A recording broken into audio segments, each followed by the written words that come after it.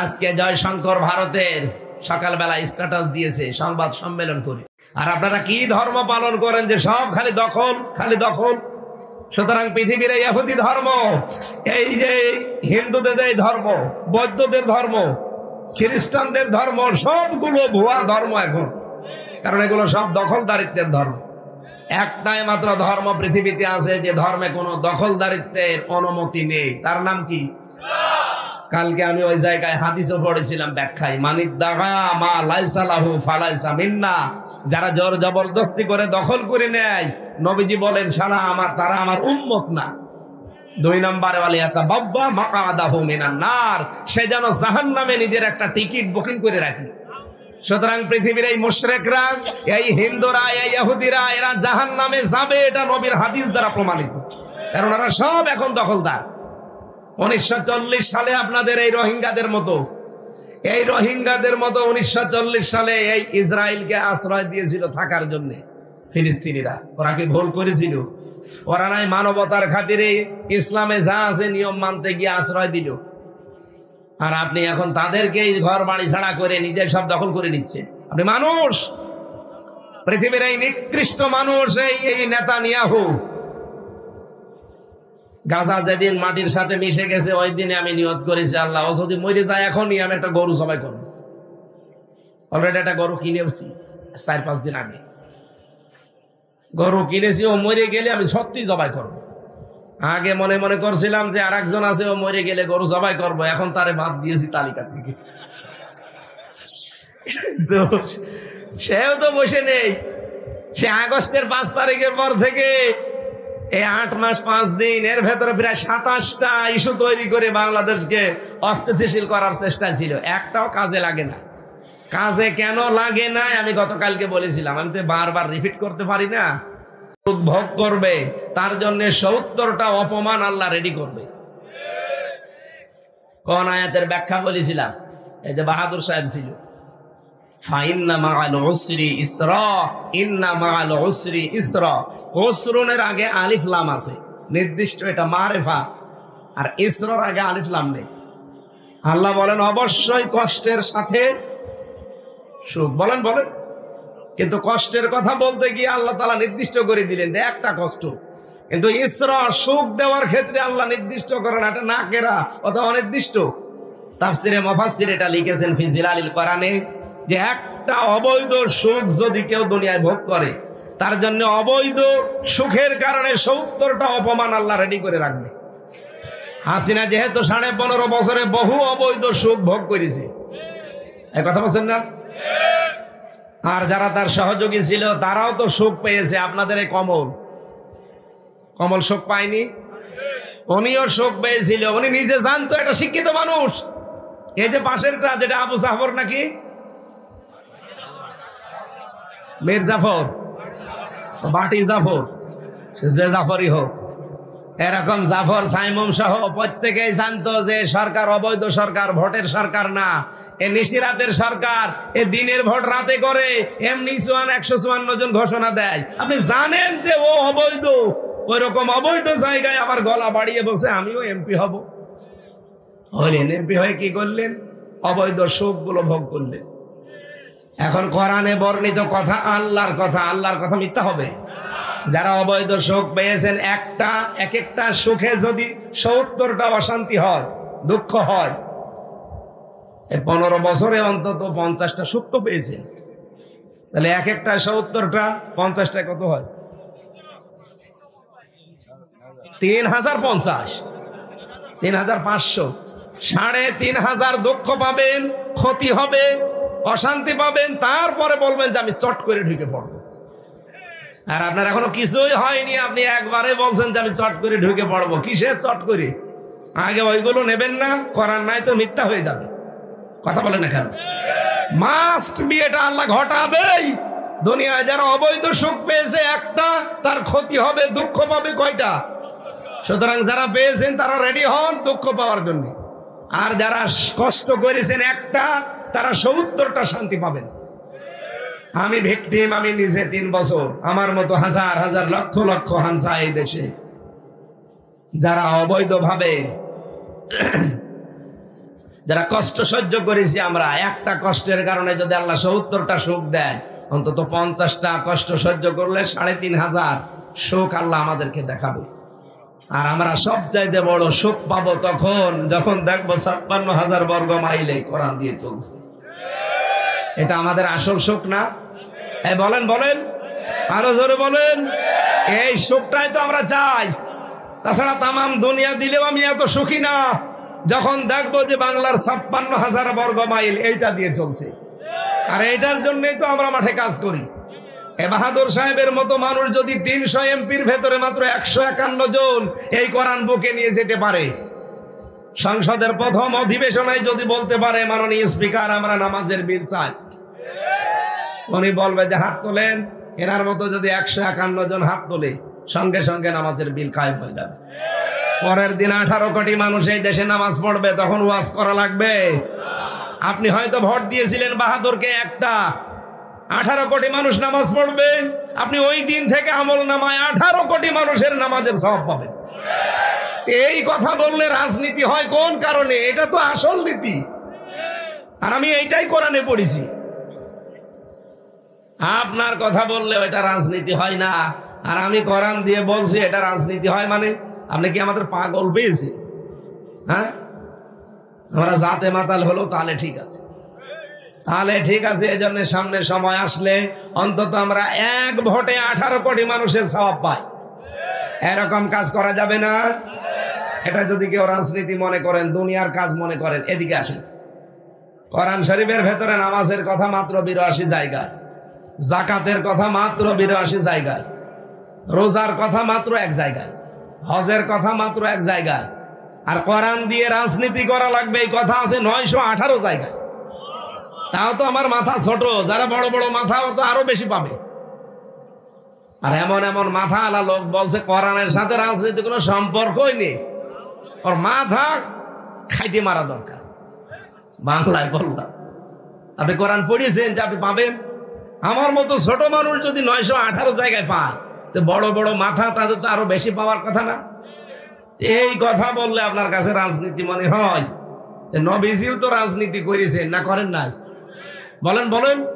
উনি যদি রাজনীতি না করবেন তারা রাষ্ট্রনায়ক হলেন কি করে? এই সহজ কথাগুলো বোঝে না। বোঝে ঠিক ওই আবু জেহেলের মতো, বোঝার পরও না বোঝার ভান করে আছে।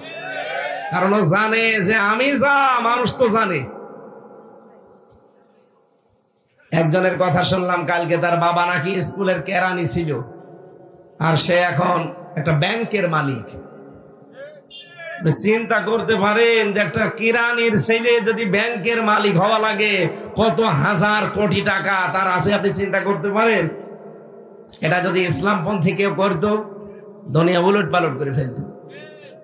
আল্লাহর ওলি খুঁজে পান না আপনারা। বুজুর্গ বান্দা কারা, মহান বান্দা কারা মানুষ খুঁজে পায় না।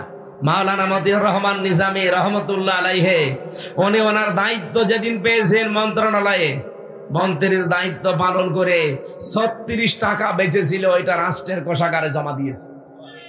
বাংলাদেশের ইতিহাসে আর কে পেরেছে আপনি দেখান?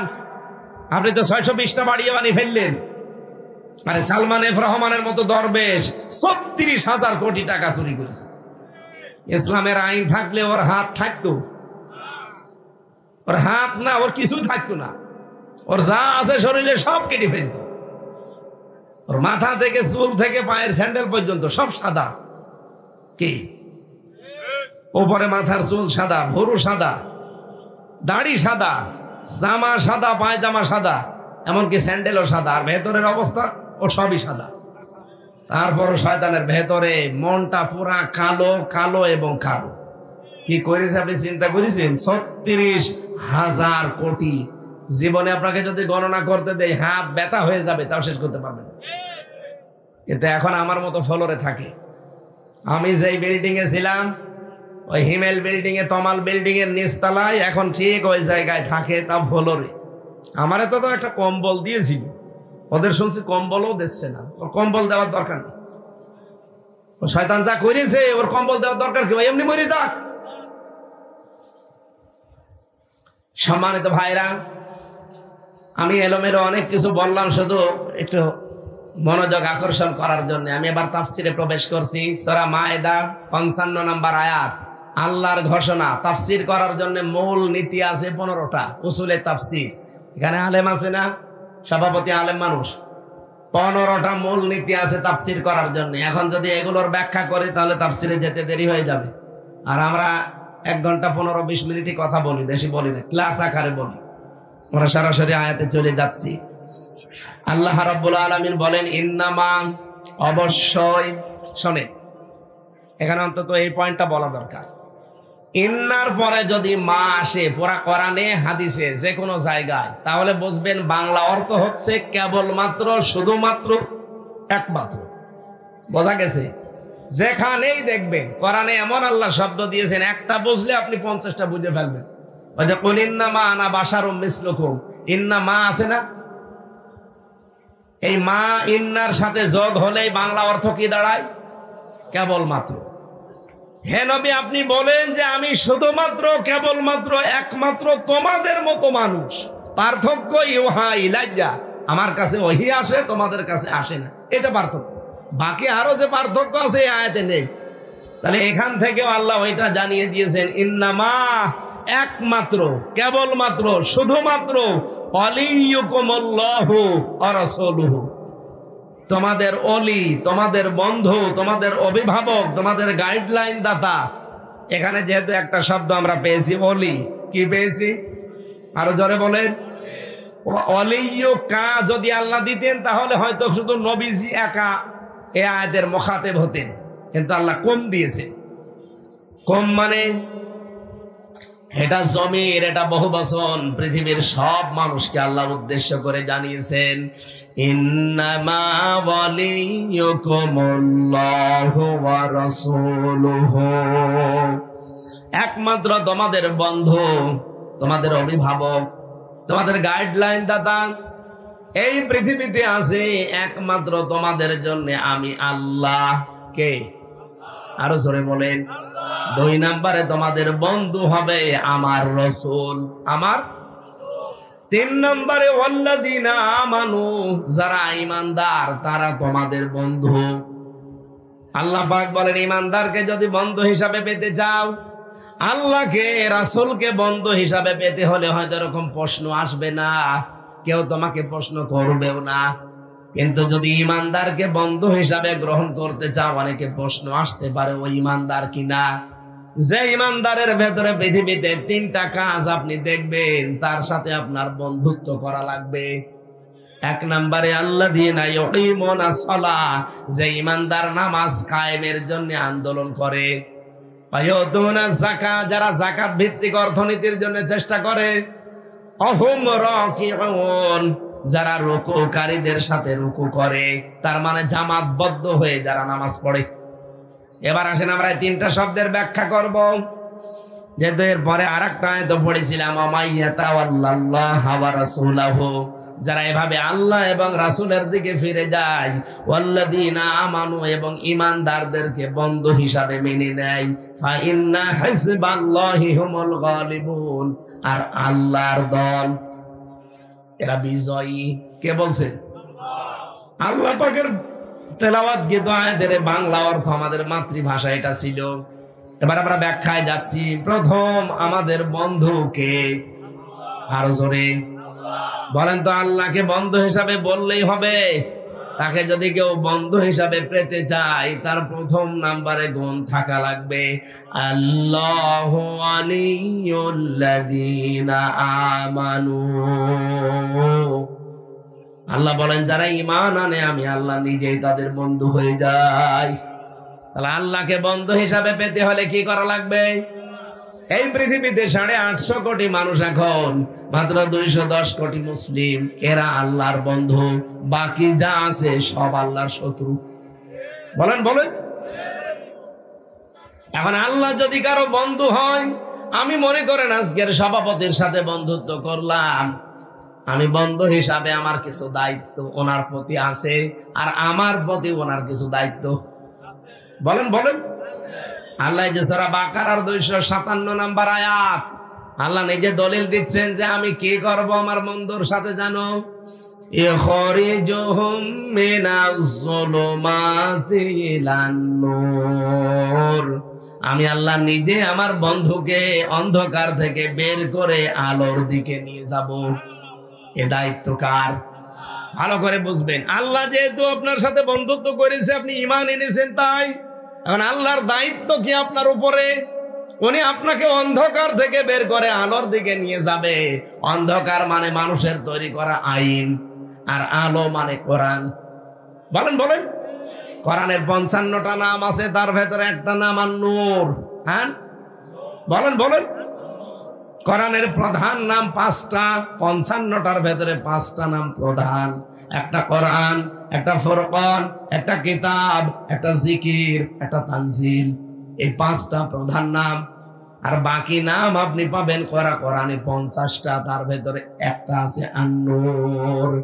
قد جاءكم من الله نور। জোরে বলেন আল্লাহু আকবার। আমার কক্সবাজারবাসী, যেহেতু আল্লাহ আমার সাথে বন্ধুত্ব করে ফেলেছে, এখন আমাকে আল্লাহ বাঁচাতে চায় বন্ধু হিসাবে। মানুষের তৈরি করা আইন থেকে, অন্ধকার থেকে আল্লাহ আমাকে নিয়ে আসবে। আমার মন মানসিকতা আল্লাহ চেঞ্জ করে দেবে। আল্লাহর কোরআন, আল্লাহর নূরের কাছে আল্লাহ আমাকে নিয়ে আসবে। আমি যেন কোরআনের এই নূরকে প্রতিষ্ঠাকারী হয়ে যাই। এই জন্য বাংলাদেশে যারা আল্লাহর নূরকে জমিনে কায়েম করার জন্য চেষ্টা চালায়, তারা আল্লাহর বন্ধু। আল্লাহ তাদেরকে ভালোবেসে নিয়ে এসেছে। তারাও মানুষের তৈরি করা আইন প্রতিষ্ঠার কাজে ছিল, কিন্তু যখনই তারা ইমানের দাবিতে সত্যবাদী হয়েছে। ইমানের দাবিতে সত্যবাদী কারা? এই পৃথিবীতে যারা ইমান আনার আগে তাগুত ছেড়ে দেয় তারা। আমি একজনের নাম ওপেন ভাবে বলতে পারি, শহীদ আব্দুল কাদের মোল্লা রহমতুল্লাহ আলাইহি। আল্লাহর এই বান্দা কমিউনিস্ট পার্টি করতো। কথা বলছেন না? কমিউনিস্ট আন্দোলন করলো ঢাকা বিশ্ববিদ্যালয়ে, কিন্তু আল্লামা সাজ্জেদ আবুল আলা মওদুদী রহমতুল্লাহ আলাইহির একটা বই পড়ার পর মহান আল্লাহ তাকে চেঞ্জ করে দিয়েছেন। উনি এতদিন মানুষের তৈরি করা আইন প্রতিষ্ঠার আন্দোলন করেছে, ওনাকে আল্লাহ পাল্টিয়ে দিয়েছে। এখন যেহেতু উনি ঈমান এনেছে তাগুতকে ছেড়ে দিয়ে, যে আমি ঈমান আনছি তাগুত ছেড়ে দিয়ে, আল্লাহ যেহেতু তার বন্ধু হয়ে গেছে, এ কারণে এখন মানুষের তৈরি করা আইন বাদ দিয়ে আল্লাহর তৈরি করা কোরআনের আইন কায়েমের উনি সারা জীবন আন্দোলন করেছে। এর চাইতে খোলামেলা আর কি বলা যায়? এরপরও আপনি বোঝেন না? যখনই দেখবেন যে আমি মানুষের তৈরি করা আইন প্রতিষ্ঠার কাজে আছি, আপনি বুঝবেন এখনো আপনার ঈমান আনা হয়নি, আপনি আল্লাহর বন্ধু এখনো হতে পারেননি। কারণ আল্লাহ যদি আপনার বন্ধু হয়, আল্লাহ তো কিছু করবে। কি করবে? আপনাকে মানুষের তৈরি করা অন্ধকার থেকে বের করে আলোর দিকে নিয়ে আসবে। এই বাংলাদেশে বহু মানুষকে আল্লাহ নিয়ে। আমাদের আমিরে জামাত ডক্টর শফিকুর রহমান হাফিজাহুল্লাহ, উনিও ছাত্রলীগ করতেন, জাসদ ছাত্রলীগ। আল্লাহ পাক তাকে ওই জায়গা থেকে ফেরত নিয়ে এসে এখন দিন কায়েমে, কোরআন কায়েমের জন্য নেতা বানিয়ে দিয়েছে। অথচ রব মানে কি? আইনদাতা। আপনি কবরে যাবেন, এখনই তো বলবেন আর রব্বুকা। আপনি যদি বলেন রব্বি আল্লাহ, আমার রব আল্লাহ, ফেরেশতা উল্টিয়ে বলবে রব মানে সৃষ্টিকর্তা, রব মানে লালন পালনকারী, রব মানে আইনদাতা। তোর দেশে আল্লাহর কয়টা আইন ছিল বল? আপনি তো নিজে জানেনও না যে আল্লাহর আইন কয়টা। আমার আজকে বলা লাগবে। কক্সবাজারে আমরা জানি অন্তত এই জেনারেলের চাইতে আরবি লাইনের লোকজন বেশি বাস করে, ইসলামপন্থী মানুষেরা। বলতে হবে আল্লাহর আইন কয়টা বলে? 500। আলহামদুলিল্লাহ। একজন মনে হয় কবরে গেলে বলতে পারবে, বাকিগুলো আমরা ধরা খেয়ে বসে আছি। 500 আল্লাহর আইন, অথচ এই দেশে একটাও চলে না, আর আমরা বগল বাঁধাচ্ছি। এইরকম যতগুলো প্রশ্ন করা হবে কবরে, সবগুলো রাজনৈতিক প্রশ্ন। 2 নাম্বারটা তো আরো রাজনৈতিক প্রশ্ন, যে মা দিন ওকা, তোমার ধর্ম কি না, তোমার জীবন ব্যবস্থা কি। আজকের খুতবার ভেতরে শুনেছেন না, লিইজহিরাহু আলাল আদিয়ান। যত দিন আছে, যত ধর্ম আছে পৃথিবীতে, সব কিছুর উপরে ইসলামকে, দিনকে, কোরআনকে ইজহার করার জন্য, বিজয় করার জন্য আমি রাসূলকে পাঠিয়েছি। আল মাবউসু ফিনা লিইজহিরাহু আলাদ দিন বা আলাল আদিয়ান। তাহলে আপনি খুতবার ভেতরে আরবিতে শুনেছেন, বোঝেন নাই, আমি বাংলা বললাম এবার। যেন আমাদের উচিত হবে দিন কায়েমের চেষ্টা করা। কোরআনে আপনি দুইটা আয়াত পাবেন যেখানে মত পার্থক্য করা হারাম। ওয়াতাসিমু বিহাবলিল্লাহি জামিআ ওয়ালা তাফাররাকু, আর আছে আনাকিমুদ্দিন ওয়ালা তাতাফাররাকু ফি। ওরা কোরআনে এই দুইটা আয়াত আছে যেখানে মত পার্থক্য করা জায়েজ নেই, আর পৃথিবীতে মুসলমানেরা এই দুই জায়গায় মত পার্থক্য বেশি করে। কোরআনের কাছে আসতে বললে যত রকমের ফতোয়াবাজি, যত রকমের উলটপালট কথা। আপনি দেখেন সারা বাংলাদেশে অন্তত কোরআনের দিকে যারা দাওয়াত দেয়, কোরআনের দিকে আসতে বলে, তাদের বিরুদ্ধে ফতোয়া বেশি। কথা বলেন, মাইজ ভান্ডারের কোনো ফতোয়া নেই। তারা কি কোরআনের দিকে ডাকে না বাবার দিকে? বাবার দিকে ডাকতেছে। এই মাইজ ভান্ডারি এই সব যত রকমের বেয়াদব গুলো আছে এদের ভেতরে। আজকে একজনের কথা শুনছিলাম, সে শয়তান, কি নাম যেন, মঈনুদ্দিন না কি নাম। এই শয়তান বলছে কোরআনে নামাজের কথাই নেই, যা আছে এগুলো বানানো কথা, হাদিস কোরআন বলে চালিয়ে দিয়েছে। ওরে এখনো না গ্রেফতার করে করছে কি? ওরা পিটিয়ে হত্যা বানানোর দরকার শয়তানের। এই বাংলাদেশ সহ বিশ্বে আমরা দেখতে পাচ্ছি যারা কোরআন বাদ দিয়ে ডাকে তাদের কোনো সমস্যা হচ্ছে না, কিন্তু কোরআনের দিকে ডাক দিলেই বিভিন্ন রকমের ফতোয়া বের হয়। বলো ওদের আকীদা ঠিক নেই।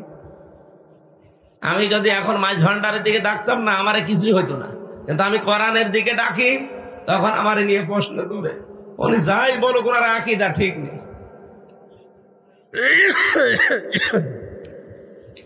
না, কোরআনের কাছে যখন আসতে বলি এই জায়গায় ফতোয়াবাজি করবেন না, এখানে হারাম। 2 নম্বরে সূরা শুরার 13 নম্বর আয়াতের শেষের দিকে আছে আনাকিমুদ্দিন, দিন কায়েমের কথা যখনই বলা হবে ওয়ালা তাতাফাররাকু ফি, এখানে কোনো মতপার্থক্য করবেন না। আমরা তো এই দুইটাই করি, আল্লাহর কোরআনের দিকে ডাক দেই, দিন কায়েমের কথা বলি। এই কথা বলেন না কেন? আল্লাহ বললেন এই দুই জায়গায় মত পার্থক্য, দলাদলি করা, ফতোয়াবাজি করা জায়েজ নেই, হারাম। আর এই দুই জায়গায় আপনারা বেশি করেন, সুতরাং এটা বন্ধ করা লাগবে। আমি যেহেতু কোরআনের আলেম, 2 নম্বরে প্রশ্ন করলে আপনি ধরা খেয়ে বসে আছেন, আমি দেখতে পাচ্ছি। আমার কথা শোনেন, বিশ্বাস করেন, এই জন্য আপনি এসেছেন। তো এই কথা বিশ্বাস হয় না কেন? যে মা দিন ওকা বলার পরে আপনি বলবেন দিন আল ইসলাম, আমার দিন ইসলাম। ইসলাম মানে দিনের যতগুলো অর্থ আছে আপনি তো একটাও মানেন না। দিন মানে কিয়ামতের দিন। কিয়ামতের দিন যদি আমরা মানতাম, কোন মানুষ 620টা বাড়ি বানাতে পারতো? এই চট্টগ্রামে বানায়নি ভূমি মন্ত্রী। আমি কয়েকদিন আগে মালয়েশিয়া ছিলাম, সিঙ্গাপুরে। ওরা তো মালয়েশিয়াতে সেকেন্ড হোম বানিয়েছে, নাম দিয়েছে সাহেব পাড়া। কি পাড়া? কানাডায় বানিয়েছে বেগম পাড়া। কিন্তু দুর্ভাগ্য, শয়তানরা ওই বাড়ি থাকতে পারে না। বাংলাদেশের 20 লাখ বাঙালি আছে ওই দেশে। যে হোটেলে উঠেছিলাম, হোটেলে উঠে নামিয়ে নিছে, দেখি 2 শয়তান বসে চা খাচ্ছে। কি এখানে? হুজুর আমরা আগেই পালিয়েছি। আপনি পালাইলেন কেন? সাহেব পাড়া বানিয়েছেন, ওখানে থাকবেন না? হ্যাঁ, ওখানে থেকে মায়ের খাবো। এদেশের বহু মানুষ আছে বাংলাদেশের এখানে, যাবি জানে যে ওই পাড়ায় আছি, পিটি আমাদেরকে একেবারে ভর্তা বানিয়ে ফেলে। এই জন্য আমরা ভয়তে ওখানে যাই না। বিভিন্ন হোটেলে আসি চুরি চুরি করি। যে কতদিন থাকবেন এইভাবে? একটা জীবন হইল। আজ 8 মাস 7 দিন 6 দিন হয়ে গেল, 8 মাস 5 দিন হয়ে গেল আজকে। এতদিন এইভাবে চুরি চুরি করে থাকা যায়? এমন কাজ কেন করতে গেলেন যে নিজে এখন এলাকায় থাকতে পারেন না? এখন আফসোস করে কিছু মানুষ যে হুজুর দোয়া করেন। কিসের দোয়া? আপনাদের দোয়া আসবে, আপনার নাম মনে হলেই তো বদ দোয়া আসবে। কারণ আমি 620টা বাড়ি বানিয়েছি। তাও নিজের টাকা দিয়ে যদি বানাতেন, সব তো জনগণের টাকা। চিন্তা করতে পারেন, একটা লোকের যদি 620টা বাড়ি হয়, তো জীবনে কয়টা বাড়ি কয়দিন থাকবে? আমার একটা বাড়ি কুষ্টিয়ায়, তাই আমি থাকার সময় পাইনি। সারা দেশে গড়া লাগে। আর ও বানিয়েছি শয়তান 620টা। আমার মনে হয় 8 মাস থাকলে আরো 100টা বানাইতে বলে। এখানে কিয়ামতে যদি বিশ্বাস থাকতো এই লোকটার, এরকম দুর্নীতি করতে পারতো? তার মানে আপনি দিন হিসাবে কিয়ামতের দিন মানেন না। 2 নম্বরে দিন মানে ইসলাম, ইন্নাদ দীনা ইনদাল্লাহিল ইসলাম। আল্লাহর কাছে মনোনীত একটাই জীবন ব্যবস্থা আছে, তার নাম ইসলাম। সেইটাও আমরা পছন্দ করি না, মানি না। 3 নম্বরে দিন মানে রাষ্ট্রীয় বিধান। দিন মানে ফেরাউন এটা বুঝেছিল, আমরা অনেকে বুঝি না। ফেরাউন বুঝেছিল, দারুন ইয়াকতুল মূসা ওয়া ইয়াদউ রাব্বাহ, আমাকে ছেড়ে দাও, আমি মূসাকে হত্যা করব। আমার মনে হচ্ছে সে আমার রাষ্ট্রীয় বিধান পাল্টিয়ে ফেলবে। বলেন, ফেরাউন তার লোক লস্কর, তার সেনাবাহিনী, তার লোকজন ছিল দেশে না ছিল না? আরো জোরে বলেন, বলেন না আর একবার বলেন। ছিল তো সে কি করতে কথা বলতে গেল যে জারুনি, আমাকে ছেড়ে দাও, আকতুল মূসা, আমি মূসাকে হত্যা করব। তার লোকজন ছিল না? লোকজন থাকার পরে সে নিজে হত্যা করতে যাবে কেন? মুফাসসিরিন ইকরাম এই আয়াতের তাফসীর করতে গিয়ে লিখেছে, সূরা মুমিন 26 নম্বর আয়াত, তারা লিখেছে ফেরাউন ছিল স্বৈরাচার। কি ছিল? আর স্বৈরাচার যারা হয়ে যায় তাদের কয়েকটা কাজ প্রকাশ পায়। 1 নম্বরে তারা আল্লাহর আইনগুলো তুলে দেয়, নিজেরা মন মতো করে জনগণের পক্ষে বিপক্ষে আইন তৈরি করে। এই 15.5 বছরে আমরা এটাই দেখেছি। আল্লাহর বহু আইন তারা পরিবর্ধন করার চেষ্টা চালিয়েছে, শিক্ষা ব্যবস্থায়, বিচার ব্যবস্থায়, আরো যত ব্যবস্থা আছে বাংলাদেশে। প্রায় জায়গায় আল্লাহর কিছু কিছু নিয়ম নীতি আমরা মানতাম, সেগুলো তুলে দিয়ে ওই জায়গাগুলোতে তারা মন মতো, মানুষ ভালো হোক আর খারাপ হোক ও দেখার দরকার নেই। শিক্ষা ব্যবস্থায় ব্যাঙের নাচ শিখিয়েছে, আলু ভর্তা, ডাউল রান্না করা। একটা কথা হল, মানুষের উপকার হোক আর ক্ষতি হোক এসব দেখার দরকার নেই, ওরা মন মতো আইন তৈরি করে। এটা স্বৈরাচারের প্রথম কাজ। দ্বিতীয় কাজ হচ্ছে ও নিজে কিন্তু মানুষকে হত্যা করার জন্য উদ্যোগ নেয়। হাসিনার দিকে তাকান, আমি নাম ধরে বলছি বোঝার জন্য। ও যে স্বৈরাচার ছিল, ওটা ছিল পুরুষ আর এটা মহিলা, জিনিস একই। ও নিজে হত্যা করতে চেয়েছিল আর নিজে অলরেডি হত্যা করেছে। আমি যে জেলখানায় ছিলাম গাজীপুরের কাশিমপুরে, ওখানে আমার আগে যারা ছিল, এই যে ওর বাবার হত্যাকারী মেজর বজলুল হুদা, এটা ভিডিও আকারে পরে প্রকাশ পেয়েছে। ও নিজে যে জেলখানায় ফাঁসির আগে নিজে জবাই দিয়েছে, বুকের ওপরে পা দিয়ে জবাই করেছে। ওনার সাথে যে 2-3 জন সাথে ছিল, এখন তারা অনেকেই মুখ খুলে বলে দিচ্ছে। আর আমি নিজে জানি যে এখানে এরকম সম্ভব। আমার সামনে কত মানুষ বের হয়ে চলে গেল লাশ, বলছে যে ওনারা চিকিৎসাধীন অবস্থায় মারা গেছে, অথচ পুরা ডাহা মিথ্যা কথা। মরে গেছে জেলখানায়, কারণ ভেতরে তো কোনো চিকিৎসা নেই। আমি বললাম না, আমার মাথার চুল থেকে শুরু করে পায়ের তালু পর্যন্ত প্রত্যেকটা জায়গায় টর্চার।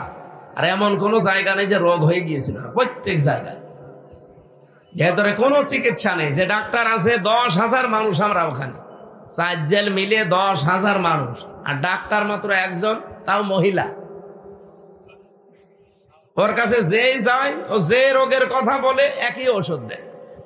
যদি বলে ডাক্তার ম্যাডাম আমার পেট ব্যথা, ওই একই বড়ি। যদি মাথা ব্যথা, ওই একই। যদি বলে আমার নুনু ব্যথা, ওই একই। আমি এমনি বলছি না, এটা বলেছি এই কারণে যে একটা ছেলে আমার নিচে থাকতো, ওর ওই লজ্জাস্থান ফুলে একটু মোটা হয়ে গেছে। ও যে বলছে যে ম্যাডাম আমার এমন জায়গায় ফোলা, আমি দেখাতে পারি না। দেখা, ও কি করবে, ওই লুঙ্গি পরা ছিল, এই দেখ ম্যাডাম তো বন্ধ কর তোর, ওই পুরুষ মানুষের এরকম হয়। ও আবার বলছে পুরুষ মানুষের এরকম হয়, তো এই যে এদের তো হয়নি। এই ছিল চিকিৎসা ব্যবস্থায়। আমি তো আর বানিয়ে বলছি না, আমি দেখে বলছি। বলেন তো 10,000 মানুষ, একটা ডাক্তার, সেই কি করবে? হ্যাঁ, সেই কি করবে? লাইন ধরে থাকা লাগে, প্রায় 200-300 লাইন। ওখানে কোনো চিকিৎসা আছে? শহীদ মীর কাশেম আলী রহমতুল্লাহ আলাইহি, ওর ভেতরে 2 নাম্বার ছেলে, আমি 4 নাম্বারে ছিলাম। 2 নাম্বারে উনি একটা জিনিস বানিয়েছে, এই যে দাঁতের যে চিকিৎসা, এটা উনি যাওয়ার পরে বললেন যে এখানে সেরকম কোনো চিকিৎসা তো দেখি না। তাই আমি যেহেতু বাইরে, আমি ইবনে সিনার মালিক, উনি ইবনে সিনা না, ইসলামী ব্যাংক হাসপাতাল, লক্ষ লক্ষ মানুষের কর্মসংস্থান বানিয়েছে।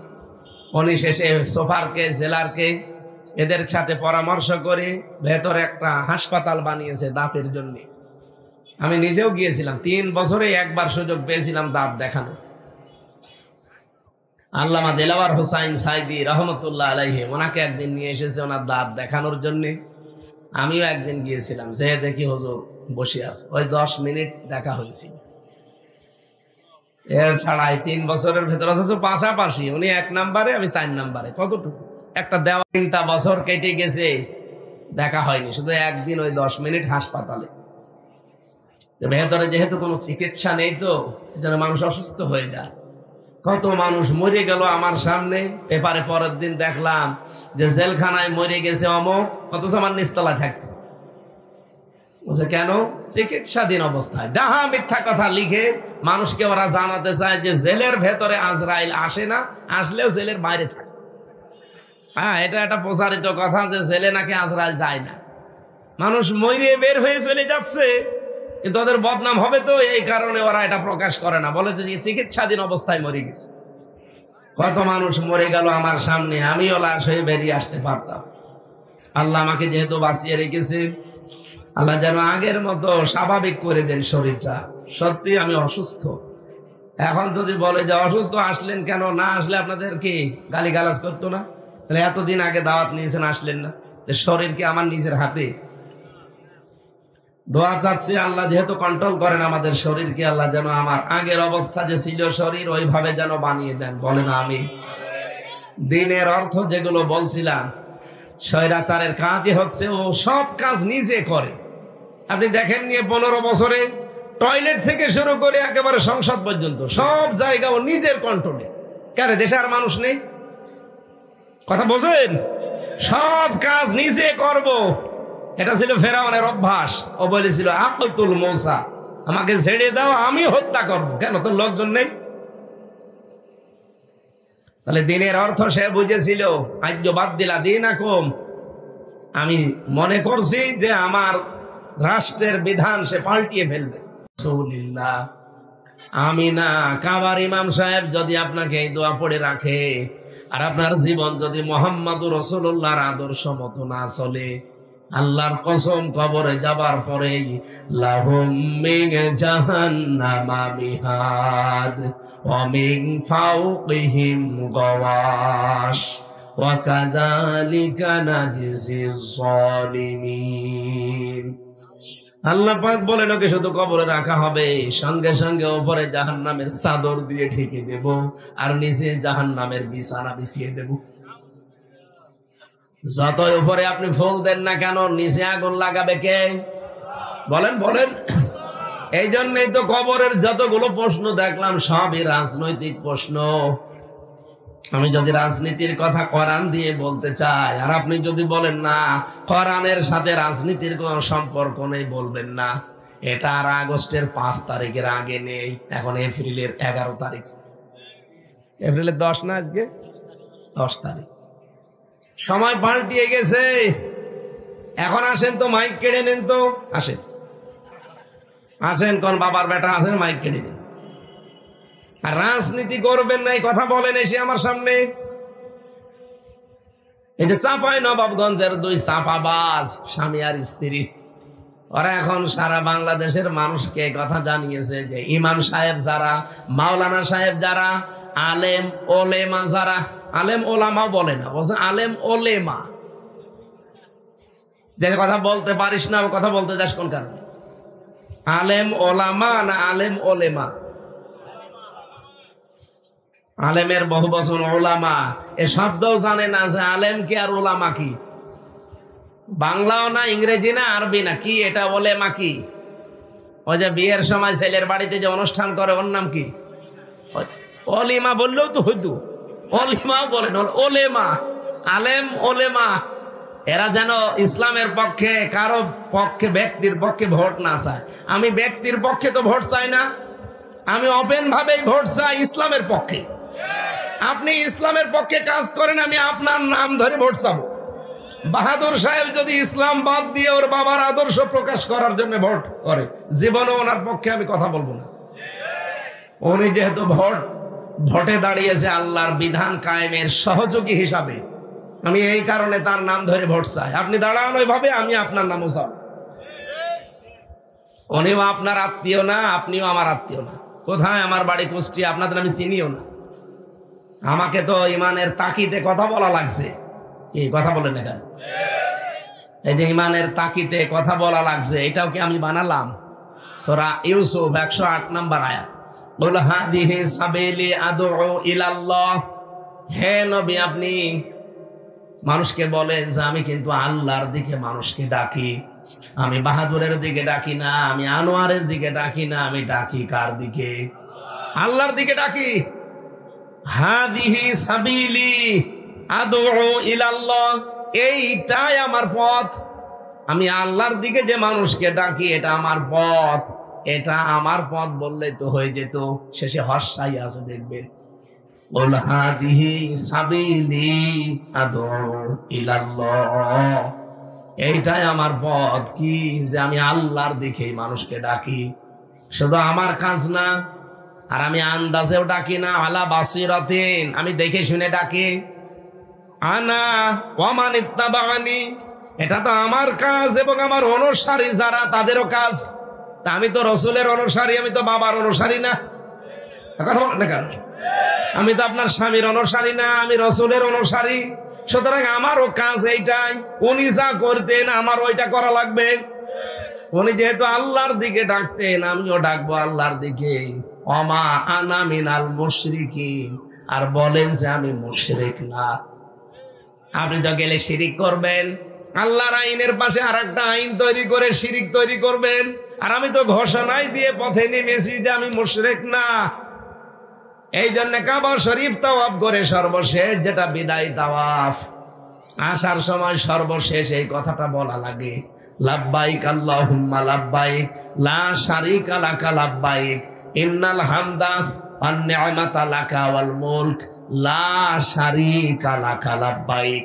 সর্বশেষ বিদায় তাওয়াফে মানুষ এই কথা বলে আসে। এখানে হাজি যারা আছে যদি থাকে জিজ্ঞাসা করেন, সর্বশেষ আপনাকে এই কথা বলাই লাগে, সর্বশেষ তাওয়াফের শেষ কথা যে লা শারীকা লাকা লাব্বাইক। আল্লাহ, আমি চলে গেলাম, কিন্তু কথা দিয়ে গেলাম তোমার কাবা শরীফের সামনে যে আমি মুশরিক না। আমি বলেন বলেন, মুশরিক মানুষ কখন হয়? যখন শিরিক করে। কি কথা বলেন না কেন? মুশরিক মানুষ কখন হয়? যখন শিরিক করে। আর শিরিক কি? এক কথায় জবাব দিচ্ছি, আল্লাহ যেটা পারে ওইটা অন্য কেউ পারে, এই বিশ্বাস করার নাম। আরো জোরে বলেন। আর এই শিরিক যারা করবে তারা মুশরিক।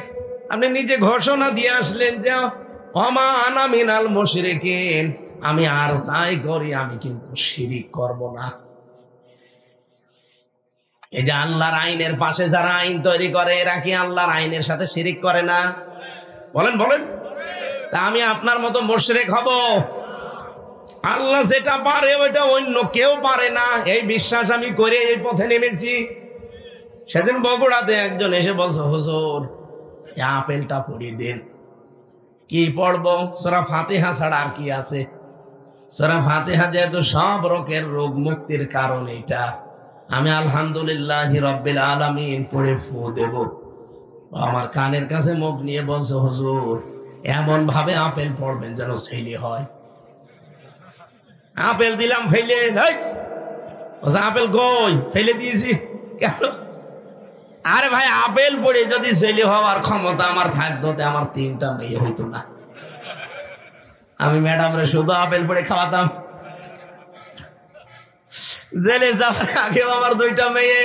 জেল থেকে বের হয়ে এত দোয়া করলাম, এত কিছু খাওয়ালাম, আবার মেয়ে।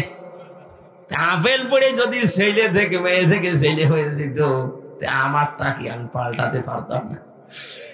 মনে করছো হুজুরে এমন ভাবে আপেল পড়বে যেন মেয়ে থেকে ছেলে হয়ে যায়, সে ক্ষমতা আমার আছে?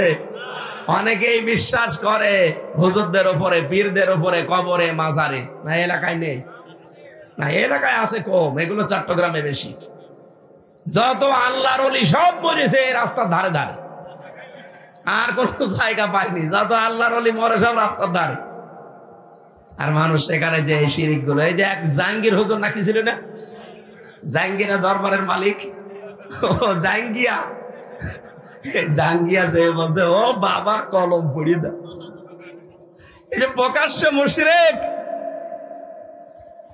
এদের মানুষ এদের সাথেও থাকে। কমন সেন্সের কমন বাদ দিলে যদি সেন্স থাকে তাও তো এই শয়তানদের মতো মানুষের পেছনে থাকা ঠিক। চট্টগ্রামের মানুষ এত পাগল কেন? আর যত মাজার যত দরবার সব এই বিভাগে বেশি। কক্সবাজারটা একটু ভালো আছে, এইদিকে বেশি না। আপনারা পাগলামি করলে তো সমস্যা। আপনাদের কাছে আমরা ইসলাম পেলাম কারণ এই চট্টগ্রাম বিভাগ দিয়ে ইসলাম ঢুকেছে। আর আপনারা যে পাগলামি আরম্ভ করেছেন, সারা বাংলাদেশে এত শিরিক বেদাত হয় না যত চট্টগ্রাম বিভাগে হয়। বলেন, প্রকাশ্য অপ্রকাশ্য সব শিরিক এই জেলা। আল্লামা সাঈদী 50 বছর চেষ্টা করেও শিরিকটা তুলতে পারলো না। এখনো পর্যন্ত শয়তানের দৌরাত্ম বাড়তেই আছে। নূরে বাংলা বের হয়, দরবারিয়া জাঙ্গিরিয়া বের হয়, এরপরে আরো এই যে নজিবুল বশর মহেশ ভণ্ডারী, এগুলো আঘাত থেকে গোড়া পর্যন্ত পিটানো দরকার। শয়তান জালেমের 5টা গোলাম ছিল। বলেন তো এখন বাস্তবতায় যারা ফিলিস্তিনে আছে ওই জায়গাতে ধ্বংস করে দিয়েছে, পুরা গাজা পুরা রাফা একেবারে মাটির সাথে মিশিয়ে ফেলেছে। গাজা আর রাফা নামে এ পৃথিবীর মানচিত্রে এখন আর কিছু নেই। অথচ যে আলাউদ্দিন জিহাদি, এরপরে হাসানুর রহমান, কি মাঝ ভান্ডারী, নকশবন্দি, কি কি নাম, শয়তানদের নামও এমন যে উচ্চারণ করা কঠিন। এরা নাকি 3 জন গেছে এসে ফিলিস্তিনে বাইতুলকে আল আকসা মসজিদের সামনে ভিডিও করছে। ডাহা মিথ্যা কথাই বল। ইহুদিদের একেবারে 5টা গোলাম এগুলো, এরা প্রকাশ্য মানুষের ঈমান ধ্বংস করার জন্য পেছনে নেমেছে। তারা দেখছে বাংলাদেশ সহ বিশ্বের বিভিন্ন জায়গায় এই ফিলিস্তিনদের নিয়ে মুসলমানেরা ফুটে উঠেছে। কি করা যায়, এরকম কিছু দালাল মৌলবি লাগিয়েছে।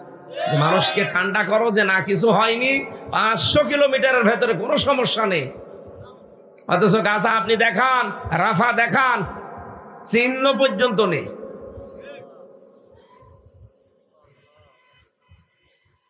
পৃথিবীর নিকৃষ্ট মানুষের তালিকায় যে 6 জনের নাম আছে তার ভেতরে এই বেনিয়ামিন নেতানিয়াহু এর নাম আছে।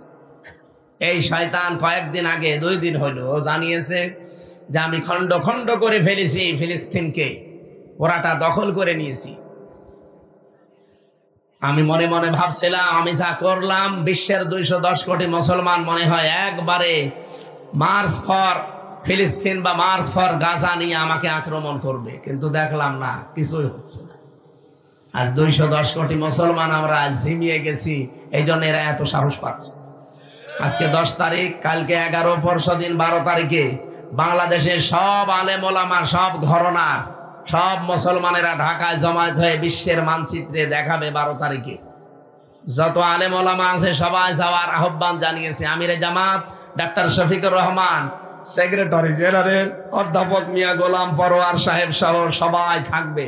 সব ধারণা, চরমনায়ের পীর সৈয়দ মুফতি রেজাউল করিম এবং অন্যান্য যত বড় বড় ইসলামিক স্কলার আছে, ডক্টর মিজানুর রহমান আজহারি ভাই সহ সবাই যাবে। আপনারা সমর্থ থাকলে যাবে। পৃথিবীর মানচিত্রে অন্তত আমরা দেখাতে চাই যে আল্লাহ পৃথিবীর কেউ না জানুক, তুমি একটু দেখো।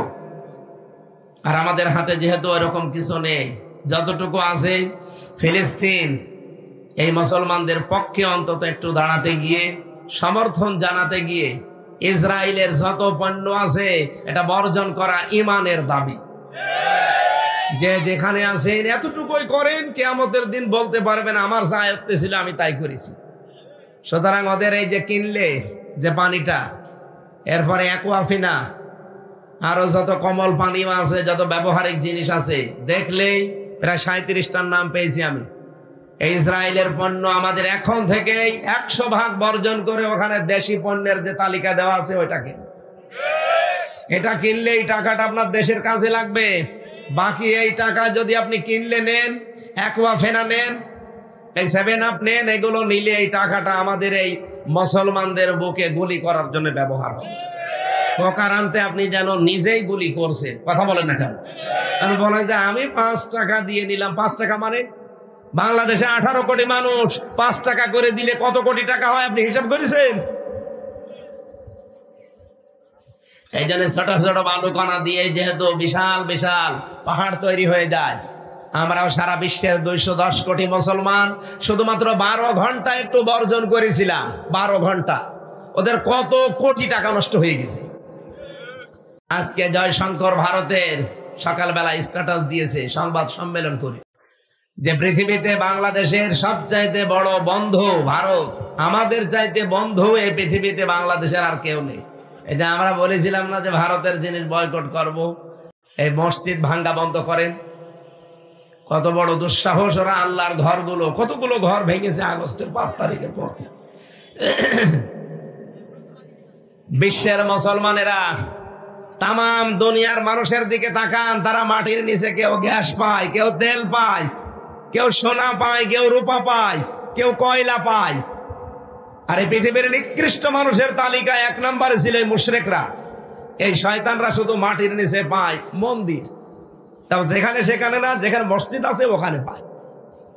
এগুলো যে ডাহা, মিথ্যা এবং শয়তানি ছাড়া আর কিছু। আমরা কি বলতে পারতাম না রামু বৌদ্ধ মন্দিরের নিচে 1000 বছর আগে এখানে মসজিদ ছিল, এটা ভেঙ্গে গড়িয়ে মসজিদ বানাবো? আমাদের ধর্মে ওইটা নেই। লাইক রহা ফেদ্দিন, আমরা বাড়াবাড়ি জোর জবরদস্তি আমাদের ধর্মে নেই। আর আপনারা কি ধর্ম পালন করেন যে সব খালি দখল, খালি দখল। সুতরাং পৃথিবীর এই ইহুদি ধর্ম, এই যে হিন্দুদের এই ধর্ম, বৌদ্ধদের ধর্ম, খ্রিস্টানদের ধর্ম, সবগুলো ভুয়া ধর্ম এখন। কারণ এগুলো সব দখলদারিত্বের ধর্ম। একটাই মাত্র ধর্ম পৃথিবীতে আছে যে ধর্মে কোনো দখলদারিত্বের অনুমতি নেই, তার নাম কি? কালকে আমি ওই জায়গায় হাদিসও পড়েছিলাম ব্যাখ্যায়, মানিদ্দাগা মা লাইসা লাহু ফালাইসা মিন্না। যারা জোর জবরদস্তি করে দখল করে নেয়, নবীজি বলেন তারা আমার উম্মত না। 2 নম্বরে ওয়ালিয়াতা বাব্বা মাকাদাহু মিনান নার, সে যেন জাহান্নামে নিজের একটা টিকিট বুকিং করে রাখে। সুতরাং পৃথিবীর এই মুশরিকরা, এই হিন্দুরা, এই ইহুদিরা, এরা জাহান্নামে যাবে, এটা নবীর হাদিস দ্বারা প্রমাণিত। কারণ এরা সব এখন দখলদার। 1940 সালে আপনাদের এই রোহিঙ্গাদের মতো 1940 সালে এই ইসরায়েলকে আশ্রয় দিয়েছিল থাকার জন্য ফিলিস্তিনিরা। ওরা কি ভুল করেছিল? ওরা নাই মানবতার খাতিরে ইসলামে যা আছে নিয়ম মানতে গিয়ে আশ্রয় দিল। আর আপনি এখন তাদেরকে ঘর বাড়ি ছাড়া করে নিজের সব দখল করে নিচ্ছেন। আপনি মানুষ, পৃথিবীর এই নিকৃষ্ট মানুষ, এই নেতানিয়াহু। গাজা যেদিন মাটির সাথে মিশে গেছে, ওই দিনে আমি নিয়ত করেছি, আল্লাহ ও যদি মরে যায় এখনই আমি একটা গরু জবাই করবো। অলরেডি একটা গরু কিনেছি 4-5 দিন আগে। গরু কিনেছি, ও মরে গেলে আমি সত্যি জবাই করবো। আগে মনে মনে করছিলাম যে আর একজন আছে, ও মরে গেলে গরু জবাই করবো, এখন তারে বাদ দিয়েছি তালিকা থেকে। সেও তো বসে নেই। সে আগস্টের 5 তারিখের পর থেকে এই 8 মাস 5 দিন এর ভেতরে প্রায় 27টা ইস্যু তৈরি করে বাংলাদেশকে অস্থিতিশীল করার চেষ্টা ছিল। একটাও কাজে লাগে না। কাজে কেন লাগে না আমি গতকালকে বলেছিলাম। আমি তো বারবার রিপিট করতে পারি না। ভোগ করবে, তার জন্য 70টা অপমান আল্লাহ রেডি করবে। কোন আয়াতের ব্যাখ্যা বলেছিলাম? এই যে বাহাদুর সাহেব ছিল, ফাইন্না মাআল উসরি ইসরা, ইন্না মাআল উসরি ইসরা। উসরুনের আগে আলিফ লাম আছে, নির্দিষ্ট, এটা মারেফা। আর ইসরার আগে আলিফ লাম নেই। আল্লাহ বলেন অবশ্যই কষ্টের সাথে সুখ। বলেন বলেন, কিন্তু কষ্টের কথা বলতে গিয়ে আল্লাহ তাআলা নির্দিষ্ট করে দিলেন যে একটা কষ্ট। কিন্তু ইসরা, সুখ দেওয়ার ক্ষেত্রে আল্লাহ নির্দিষ্ট করেন, এটা না কেরা অথবা অনির্দিষ্ট। তাফসিরে মুফাসসির এটা লিখেছেন ফি জিলালিল কোরআনে, যে একটা অবৈধ সুখ যদি কেউ দুনিয়ায় ভোগ করে, তার জন্য অবৈধ সুখের কারণে 70টা অপমান আল্লাহ রেডি করে রাখবে। হাসিনা যেহেতু 15.5 বছরে বহু অবৈধ সুখ ভোগ করেছে, এই কথা বলছেন না? আর যারা তার সহযোগী ছিল তারাও তো সুখ পেয়েছে। আপনাদের এই কমল সুখ পায়নি? উনিও সুখ পেয়েছিল। উনি নিজে জানতো, একটা শিক্ষিত মানুষ। এই যে পাশেরটা, যেটা আবু জাফর নাকি মীর জাফর, বাটি জাফর, যে জাফরই হোক, এরকম জাফর সাইমুম সহ প্রত্যেকেই জানতো যে সরকার অবৈধ সরকার, ভোটের সরকার না, এ নিশিরাতের সরকার। এ দিনের ভোট রাতে করে, এমনি 154 জন ঘোষণা দেয়। আপনি জানেন যে ও অবৈধ, ওই রকম অবৈধ জায়গায় আবার গলা বাড়িয়ে বলছে আমিও এমপি হব। হলেন এমপি হয়ে কি করলেন? অবৈধ সুখ গুলো ভোগ করলেন। এখন কোরআনে বর্ণিত কথা আল্লাহর কথা, আল্লাহর কথা মিথ্যা হবে? যারা অবৈধ সুখ পেয়েছেন, এক একটা সুখে যদি 70টা অশান্তি হয়, দুঃখ হয়, 15 বছরে অন্তত 50টা সুখ তো পেয়েছেন। তাহলে এক একটা 70টা 50টা কত হয়? 3050, 3500, 3500 দুঃখ পাবেন, ক্ষতি হবে, অশান্তি পাবেন, তারপরে বলবেন যে আমি চট করে ঢুকে পড়বো। আর আপনার এখনো কিছুই হয়নি, আপনি একবারে বলছেন যে আমি চট করে ঢুকে পড়বো। কিসের চট করে? আগে ওইগুলো নেবেন না, করার নাই তো মিথ্যা হয়ে যাবে। কথা বলেন না কেন? মাস্ট বি, এটা আল্লাহ ঘটাবেই। দুনিয়ায় যারা অবৈধ সুখ পেয়েছে একটা, তার ক্ষতি হবে, দুঃখ পাবে কয়টা? সুতরাং যারা পেয়েছেন তারা রেডি হন দুঃখ পাওয়ার জন্য। আর যারা কষ্ট করেছেন একটা, তারা 70টা শান্তি পাবেন। আমি ভিকটিম, আমি নিজে 3 বছর, আমার মতো হাজার হাজার লক্ষ লক্ষ হামসা এই দেশে, যারা অবৈধ ভাবে যারা কষ্ট সহ্য করেছি আমরা, একটা কষ্টের কারণে যদি আল্লাহ 70টা সুখ দেয়, অন্তত 50টা কষ্ট সহ্য করলে 3500 সুখ আল্লাহ আমাদেরকে দেখাবে। আর আমরা সবচাইতে বড় সুখ পাবো তখন যখন দেখবো 56,000 বর্গ মাইলে কোরআন দিয়ে চলছে। এটা আমাদের আসল সুখ না? বলেন বলেন, আরো জোরে বলেন। এই সুখটাই তো আমরা চাই। তাছাড়া তামাম দুনিয়া দিলেও আমি এত সুখী না যখন দেখবো যে বাংলার 56,000 বর্গ মাইল এইটা দিয়ে চলছে। আর এইটার জন্যই তো আমরা মাঠে কাজ করি। বাহাদুর সাহেবের মতো মানুষ যদি 300 এমপির ভেতরে মাত্র 151 জন এই কোরআন বুকে নিয়ে যেতে পারে, সংসদের প্রথম অধিবেশনায় যদি বলতে পারে মাননীয় স্পিকার আমরা নামাজের বিল চাই, উনি বলবে যে হাত তোলেন। এনার মতো যদি 151 জন হাত তোলে, সঙ্গে সঙ্গে নামাজের বিল কায়েম হয়ে যাবে। পরের দিন 18 কোটি মানুষ এই দেশে নামাজ পড়বে, তখন ওয়াজ করা লাগবে? আপনি হয়তো ভোট দিয়েছিলেন বাহাদুরকে একটা, 18 কোটি মানুষ নামাজ পড়বে, আপনি ওই দিন থেকে আমল নামায় 18 কোটি মানুষের নামাজের সওয়াব পাবেন। এই কথা বললে রাজনীতি হয় কোন কারণে? এটা তো আসল নীতি। আর আমি এইটাই কোরআনে পড়েছি। আপনার কথা বললে ওইটা রাজনীতি হয় না, আর আমি কোরআন দিয়ে বলছি এটা রাজনীতি হয়। মানে আপনি কি আমাদের পাগল পেয়েছে? হ্যাঁ, আমরা জাতে মাতাল হলো, তাহলে ঠিক আছে, তাহলে ঠিক আছে। এই জন্য সামনে সময় আসলে অন্তত আমরা এক ভোটে 18 কোটি মানুষের সওয়াব পাই। এরকম কাজ করা যাবে না? এটা যদি কেউ রাজনীতি মনে করেন, দুনিয়ার কাজ মনে করেন, এদিকে আসেন। কোরআন শরীফের ভেতরে নামাজের কথা মাত্র 82 জায়গায়, জাকাতের কথা মাত্র 82 জায়গায়, রোজার কথা মাত্র 1 জায়গায়, হজের কথা মাত্র 1 জায়গায়। আর কোরআন দিয়ে রাজনীতি করা লাগবে এই কথা আছে 918 জায়গায়। তাও তো আমার মাথা ছোট, যারা বড় বড় মাথা ও তো আরো বেশি পাবে। আর এমন এমন মাথা আলা লোক বলছে কোরআনের সাথে রাজনীতি কোনো সম্পর্কই নেই, ওর মাথা খাইটে মারা দরকার। বাংলায় বললাম, আপনি কোরআন পড়িয়েছেন যে আপনি পাবেন?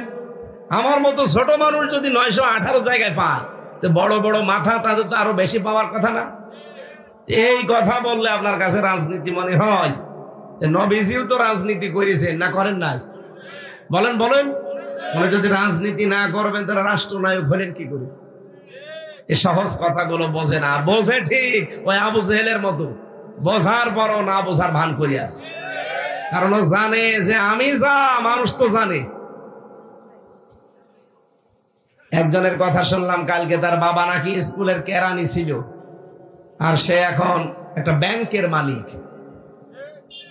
চিন্তা করতে পারেন যে একটা কিরানির ছেলে যদি ব্যাংকের মালিক হওয়া লাগে, কত হাজার কোটি টাকা তার আছে, আপনি চিন্তা করতে পারেন? এটা যদি ইসলামপন্থী কেউ করতো, দুনিয়া উলট পালট করে ফেলতো। আল্লাহর ওলি খুঁজে পান না আপনারা। বুজুর্গ বান্দা কারা, মহান বান্দা কারা, মানুষ খুঁজে পায় না। মাওলানা মতিউর রহমান নিজামী রহমতুল্লাহ আলাইহে, উনি ওনার দায়িত্ব যেদিন পেয়েছেন মন্ত্রণালয়ে, মন্ত্রীর দায়িত্ব পালন করে 36 টাকা বেঁচেছিল, ওইটা রাষ্ট্রের কোষাগারে জমা দিয়েছে। বাংলাদেশের ইতিহাসে আর কে পেরেছে আপনি দেখান? আপনি তো 620টা বাড়িয়ে বানিয়ে ফেললেন। আরে সালমান এফ রহমানের মতো দরবেশ ৩৬,০০০ কোটি টাকা চুরি করেছে। ইসলামের আইন থাকলে ওর হাত থাকতো, ওর হাত না, ওর কিছু থাকতো না, ওর যা আছে শরীরে সব কেটে ফেলত। ওর মাথা থেকে চুল থেকে পায়ের স্যান্ডেল পর্যন্ত সব সাদা। কি ওপরে মাথার চুল সাদা, ভরু সাদা, দাড়ি সাদা, জামা সাদা, পায়জামা সাদা, এমনকি স্যান্ডেলও সাদা, আর ভেতরের অবস্থা ও সবই সাদা। তারপর শয়তানের ভেতরে মনটা পুরা কালো কালো এবং কালো। কি করেছে আপনি চিন্তা করেছেন? ৩৬,০০০ কোটি। জীবনে আপনাকে যদি গণনা করতে দেয় হাত ব্যথা হয়ে যাবে, তাও শেষ করতে পারবেন। কিন্তু এখন আমার মতো ফ্লোরে থাকে। আমি যেই বিল্ডিং এ ছিলাম, ওই হিমেল বিল্ডিং এ, তমাল বিল্ডিং এর নিচতলায়, এখন ঠিক ওই জায়গায় থাকে, তা ফ্লোরে। আমারে তো একটা কম্বল দিয়েছিল, ওদের শুনছি কম্বলও দিচ্ছে না। ওর কম্বল দেওয়ার দরকার নেই, ও শয়তান যা করেছে ওর কম্বল দেওয়ার দরকার কি? এমনি মরে যাক। সম্মানিত ভাইরা, আমি এলোমেলো অনেক কিছু বললাম শুধু একটু মনোযোগ আকর্ষণ করার জন্য। আমি এবার তাফসিরে প্রবেশ করছি। সূরা মায়েদা ৫৫ নম্বর আয়াত, আল্লাহর ঘোষণা। তাফসির করার জন্য মূল নীতি আছে ১৫টা, উসুলে তাফসির। এখানে আলেম আছে না, সভাপতি আলেম মানুষ। 15টা মূল নীতি আছে তাফসির করার জন্য। এখন যদি এগুলোর ব্যাখ্যা করি তাহলে তাফসিরে যেতে দেরি হয়ে যাবে। আর আমরা ১ ঘন্টা ১৫-২০ মিনিটই কথা বলি, বেশি বলি না, ক্লাস আকারে বলি। আমরা সরাসরি আয়াতে চলে যাচ্ছি। আল্লাহ রাব্বুল আলামিন বলেন, ইন্নামা, অবশ্যই। শোনে, এখানে অন্তত এই পয়েন্টটা বলা দরকার। ইন্নার পরে যদি মা আসে পুরা কোরআনে হাদিসে যে কোনো জায়গায়, তাহলে বুঝবেন বাংলা অর্থ হচ্ছে কেবলমাত্র, শুধুমাত্র, একমাত্র। বোঝা গেছে? যেখানেই দেখবেন কোরআনে এমন আল্লাহ শব্দ দিয়েছেন, একটা বুঝলে আপনি 50টা বুঝে ফেলবেন। ওই যে কুল ইন্নামা আনা বাশারুম মিসলুকুম, ইন্না মা আছে না, এই মা ইন্নার সাথে যোগ হলেই বাংলা অর্থ কি দাঁড়ায়? কেবলমাত্র। হে নবী, আপনি বলেন যে আমি শুধুমাত্র, কেবলমাত্র, একমাত্র তোমাদের মতো মানুষ। পার্থক্য ইউহা ইলাইয়া, আমার কাছে ওহী আসে, তোমাদের কাছে আসে না, এটা পার্থক্য। বাকি আরো যে পার্থক্য আছে এই আয়াতে নেই। তাহলে এখান থেকেও আল্লাহ ওইটা জানিয়ে দিয়েছেন, ইন্নামা, একমাত্র, কেবলমাত্র, শুধুমাত্র, ওয়ালিয়ুকুমুল্লাহু ওয়া রাসূলুহু, তোমাদের অলি, তোমাদের বন্ধু, তোমাদের অভিভাবক, তোমাদের গাইডলাইন দাতা। এখানে যেহেতু একটা শব্দ আমরা পেয়েছি, অলি, কি পেয়েছি? আরো জোরে বলেন। অলিয়্য কা যদি আল্লাহ দিতেন তাহলে হয়তো শুধু নবীজি একা এ আয়াতের মুখাতেব হতেন, কিন্তু আল্লাহ কম দিয়েছে। কম মানে এটা জমির, এটা বহুবচন, পৃথিবীর সব মানুষকে আল্লাহ উদ্দেশ্য করে জানিয়েছেন, ইন্নামা ওয়ালিয়ুকুমুল্লাহু ওয়া রাসূলুহু, একমাত্র তোমাদের বন্ধু, তোমাদের অভিভাবক, তোমাদের গাইডলাইন দাতা এই পৃথিবীতে আছে একমাত্র তোমাদের জন্য আমি আল্লাহ। কে? আরো জোরে বলেন। 2 নম্বরে তোমাদের বন্ধু হবে আমার রাসূল, আমার। 3 নম্বরে ওয়াল্লাযিনা আমানু, যারা ঈমানদার তারা তোমাদের বন্ধু। আল্লাহ পাক বলেন, ঈমানদারকে যদি বন্ধু হিসাবে পেতে চাও, আল্লাহকে, রাসূলকে বন্ধু হিসাবে পেতে হলে হয়তো এরকম প্রশ্ন আসবে না, কেউ তোমাকে প্রশ্ন করবেও না। কিন্তু যদি ঈমানদারকে বন্ধু হিসাবে গ্রহণ করতে চাও, অনেকে প্রশ্ন আসতে পারে ওই ঈমানদার কিনা। যে ঈমানদারের ভেতরে পৃথিবীতে 3টা কাজ আপনি দেখবেন, তার সাথে আপনার বন্ধুত্ব করা লাগবে। 1 নম্বরে আল্লাযীনা ইউকিমুনাস সালাহ, যে ঈমানদার নামাজ কায়েমের জন্য আন্দোলন করে। ওয়া ইউতুনাজ যাকাত, যারা যাকাত ভিত্তিক অর্থনীতির জন্য চেষ্টা করে। অহুম রাকিউন, যারা রুকুকারীদের সাথে রুকু করে, তার মানে জামাতবদ্ধ হয়ে যারা নামাজ পড়ে। এবার আসেন আমরা এই 3টা শব্দের ব্যাখ্যা করব, যেহেতু এর পরে আরেকটা আয়াত পড়েছিলাম, ওয়ামাইয়াতাওয়াল্লাল্লাহা ওয়া রাসূলাহু, যারা এভাবে আল্লাহ এবং রাসূলের দিকে ফিরে যায়, ওয়াল্লাযীনা আমানু, এবং ঈমানদারদেরকে বন্ধু হিসাবে মেনে নেয়, ফা ইন্না হিজবাল্লাহি হুমুল গালিবুন, আর আল্লাহর দল এরা বিজয়ী। কে বলছে? আল্লাহ পাকের তেলাওয়াত গীত আয়াতের বাংলা অর্থ আমাদের মাতৃভাষা এটা ছিল। এবার আমরা ব্যাখ্যায় যাচ্ছি। প্রথম আমাদের বন্ধুকে, আরো জোরে বলেন তো, আল্লাহকে বন্ধু হিসাবে বললেই হবে? তাকে যদি কেউ বন্ধু হিসাবে পেতে চায়, তার প্রথম নাম্বারে গুণ থাকা লাগবে আল্লাহু ওয়ালিয়ুল্লাযীনা আমানু। আল্লাহ বলেন যারা ঈমান আনে আমি আল্লাহ নিজেই তাদের বন্ধু হয়ে যাই। তাহলে আল্লাহকে বন্ধু হিসাবে পেতে হলে কি করা লাগবে? এই পৃথিবীতে 850 কোটি মানুষ, এখন মাত্র 210 কোটি মুসলিম, এরা আল্লাহর বন্ধু। বাকি যা আছে সব আল্লাহর শত্রু। বলেন বলেন। এখন আল্লাহ যদি কারো বন্ধু হয়, আমি মনে করেন আজকের সভাপতির সাথে বন্ধুত্ব করলাম, আমি বন্ধু হিসাবে আমার কিছু দায়িত্ব ওনার প্রতি আছে, আর আমার প্রতি ওনার কিছু দায়িত্ব। বলেন বলেন। আল্লাহ যে সূরা বাকারার 257 নম্বর আয়াত, আল্লাহ নিজে দলিল দিচ্ছেন যে আমি কি করব আমার বন্ধুর সাথে জানো? ইখরিজুহুম মিনাজ যুলুমাতি ইলান নূর। আমি আল্লাহ নিজে আমার বন্ধুকে অন্ধকার থেকে বের করে আলোর দিকে নিয়ে যাব। এ দায়িত্ব কার? ভালো করে বুঝবেন। আল্লাহ যেহেতু আপনার সাথে বন্ধুত্ব করেছে, আপনি ঈমান এনেছেন, তাই এখন আল্লাহর দায়িত্ব কি আপনার উপরে? উনি আপনাকে অন্ধকার থেকে বের করে আলোর দিকে নিয়ে যাবে। অন্ধকার মানে মানুষের তৈরি করা আইন, আর আলো মানে কোরআন। বলেন বলেন। কোরআনের 55টা নাম আছে, তার ভেতরে একটা নাম নূর। হ্যাঁ বলেন বলেন। কোরআনের প্রধান নাম 5টা, 55টার ভেতরে 5টা নাম প্রধান। একটা কোরআন, একটা ফুরকান, একটা কিতাব, একটা জিকির, একটা তানজিল। এই 5টা প্রধান নাম। আর বাকি নাম আপনি পাবেন কোরআনে 50টা, তার ভেতরে একটা আছে আন-নূর। قد جاءكم من الله نور। জোরে বলেন আল্লাহু আকবার। কক্সবাজারবাসী, যেহেতু আল্লাহ আমার সাথে বন্ধুত্ব করে ফেলেছে, এখন আমাকে আল্লাহ বাঁচাতে চায় বন্ধু হিসাবে। মানুষের তৈরি করা আইন থেকে, অন্ধকার থেকে আল্লাহ আমাকে নিয়ে আসবে। আমার মন মানসিকতা আল্লাহ চেঞ্জ করে দেবে। আল্লাহর কোরআন, আল্লাহর নূরের কাছে আল্লাহ আমাকে নিয়ে আসবে। আমি যেন কোরআনের এই নূরকে প্রতিষ্ঠাকারী হয়ে যাই। এই জন্য বাংলাদেশে যারা আল্লাহর নূরকে জমিনে কায়েম করার জন্য চেষ্টা চালায়, তারা আল্লাহর বন্ধু। আল্লাহ তাদেরকে ভালোবেসে নিয়ে এসেছে। তারাও মানুষের তৈরি করা আইন প্রতিষ্ঠার কাজে ছিল, কিন্তু যখনই তারা ঈমানের দাবিতে সত্যবাদী হয়েছে। ঈমানের দাবিতে সত্যবাদী কারা? এই পৃথিবীতে যারা ঈমান আনার আগে তাগুত ছেড়ে দেয় তারা।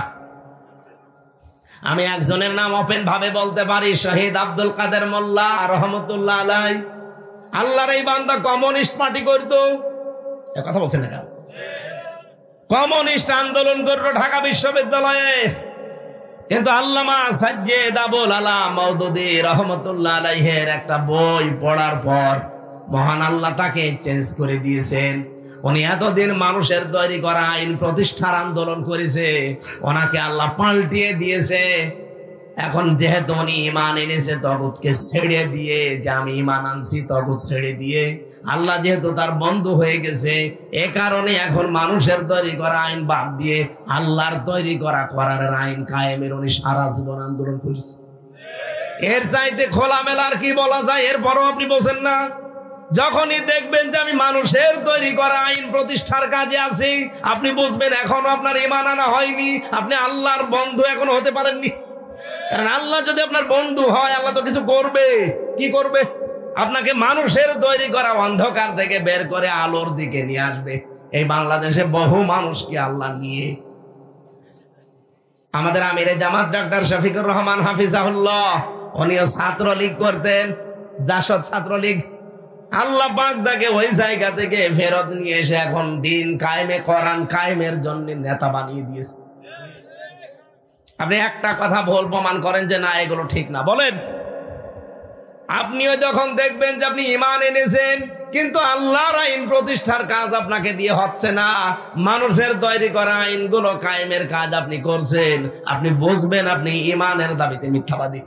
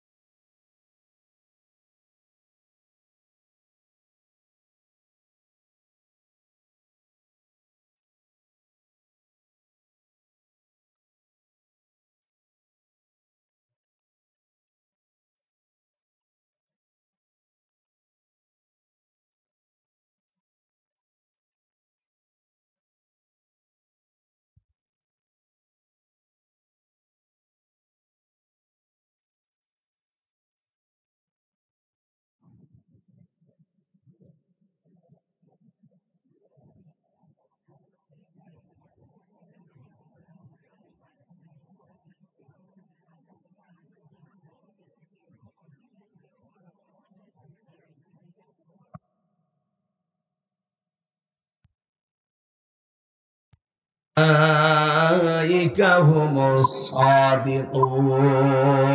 বলেন আল্লাহু আকবার। আপনি কি ইমানের দাবিতে সত্যবাদী? এটা যদি প্রমাণ করতে তেন একটা বাড়িতে বাংলায় মিলাবেন। আল্লাহ বলেন ইন্নামা, অবশ্যই, একমাত্র, কেবলমাত্র, শুধুমাত্র আল্লাযীনা, যারা মুমিনুন, ইমানের দাবি যারা করছে তারা কেবলমাত্র ইমানদার, তারাই আল্লাহর দৃষ্টিতে। কারা? আমানু বিল্লাহি ওয়া রাসূলিহি, যারা আল্লাহ এবং রাসূলকে বিশ্বাস করে। সুম্মা লাম ইয়ারতাবু, এবং এই বিশ্বাসের ভেতরে এক বিন্দু পরিমাণ না, আল্লাহর কোরআনের কাজ করতে গিয়ে তারা এক বিন্দু পরিমাণ ভয় পায় না, সন্দেহ পোষণ করে না। ওয়াজাহাদু, এবং তারা চেষ্টা চালিয়ে যায়, প্রচেষ্টা চালায়, জিহাদ করে। বিআমওয়ালিহিম ওয়া আনফুসিহিম, তাদের জীবন এবং তাদের মাল তারা খরচ করে ফি সাবিলিল্লাহ, আল্লাহর রাস্তায়। উলাইকা হুমুস সাদিকুন, এরা ঈমানের দাবিতে সত্যবাদী। বলেন সুবহানাল্লাহ। এরা তো আল্লাহ ঈমানদারদের সাথে, তার বন্ধুর সাথে আচরণ করবে। এবার আসেন তারপরে, আল্লাযীনা কাফারু, যারা কাফের, আউলিয়াউহুমুত তাগুত, তাদের বন্ধু হচ্ছে শয়তান। আপনি যদি তাগুত হয়ে যান, আপনারও বন্ধু একজন হবে কে? আরো জোরে বলেন। এখন শয়তানের তো একটা কাজ আছে আপনার প্রতি, আল্লাহর যেমন কাজ আছে আপনার প্রতি। আমাকে তো এখন আপনি বোম মেরে ফেললেও মানুষের তৈরি করা আইন কায়েমে আপনি পাবেন না। আমি যতদিন বেঁচে আছি, আল্লাহ আমাকে পথ যেহেতু দেখিয়েছে, আমার জীবনে, সারা জীবনের কাজ হবে আল্লাহর আইন প্রতিষ্ঠার চেষ্টা করা। কায়েম হলে ভালো, না হলে আমার কোনো অসুবিধা নেই, কারণ আমি এই জমিনের মালিক না, আমি হচ্ছে কামলা। কি?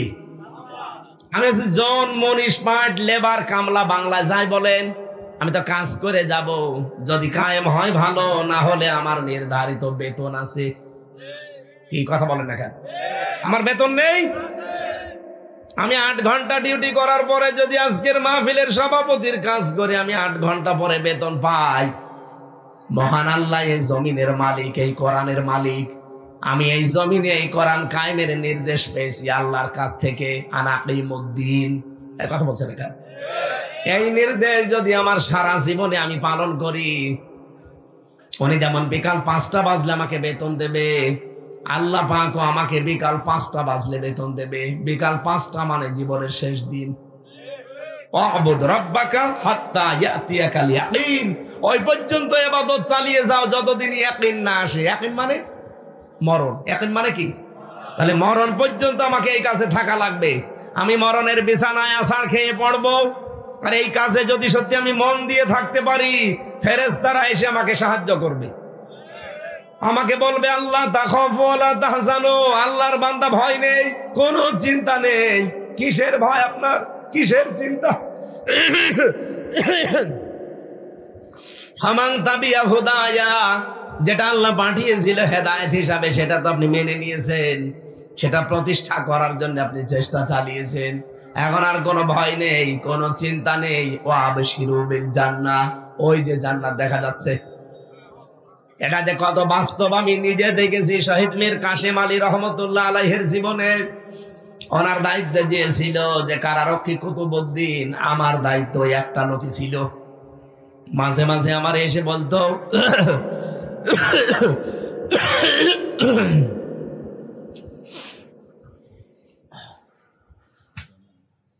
ঠিক আছে থাক, একটু পরে দিয়ে।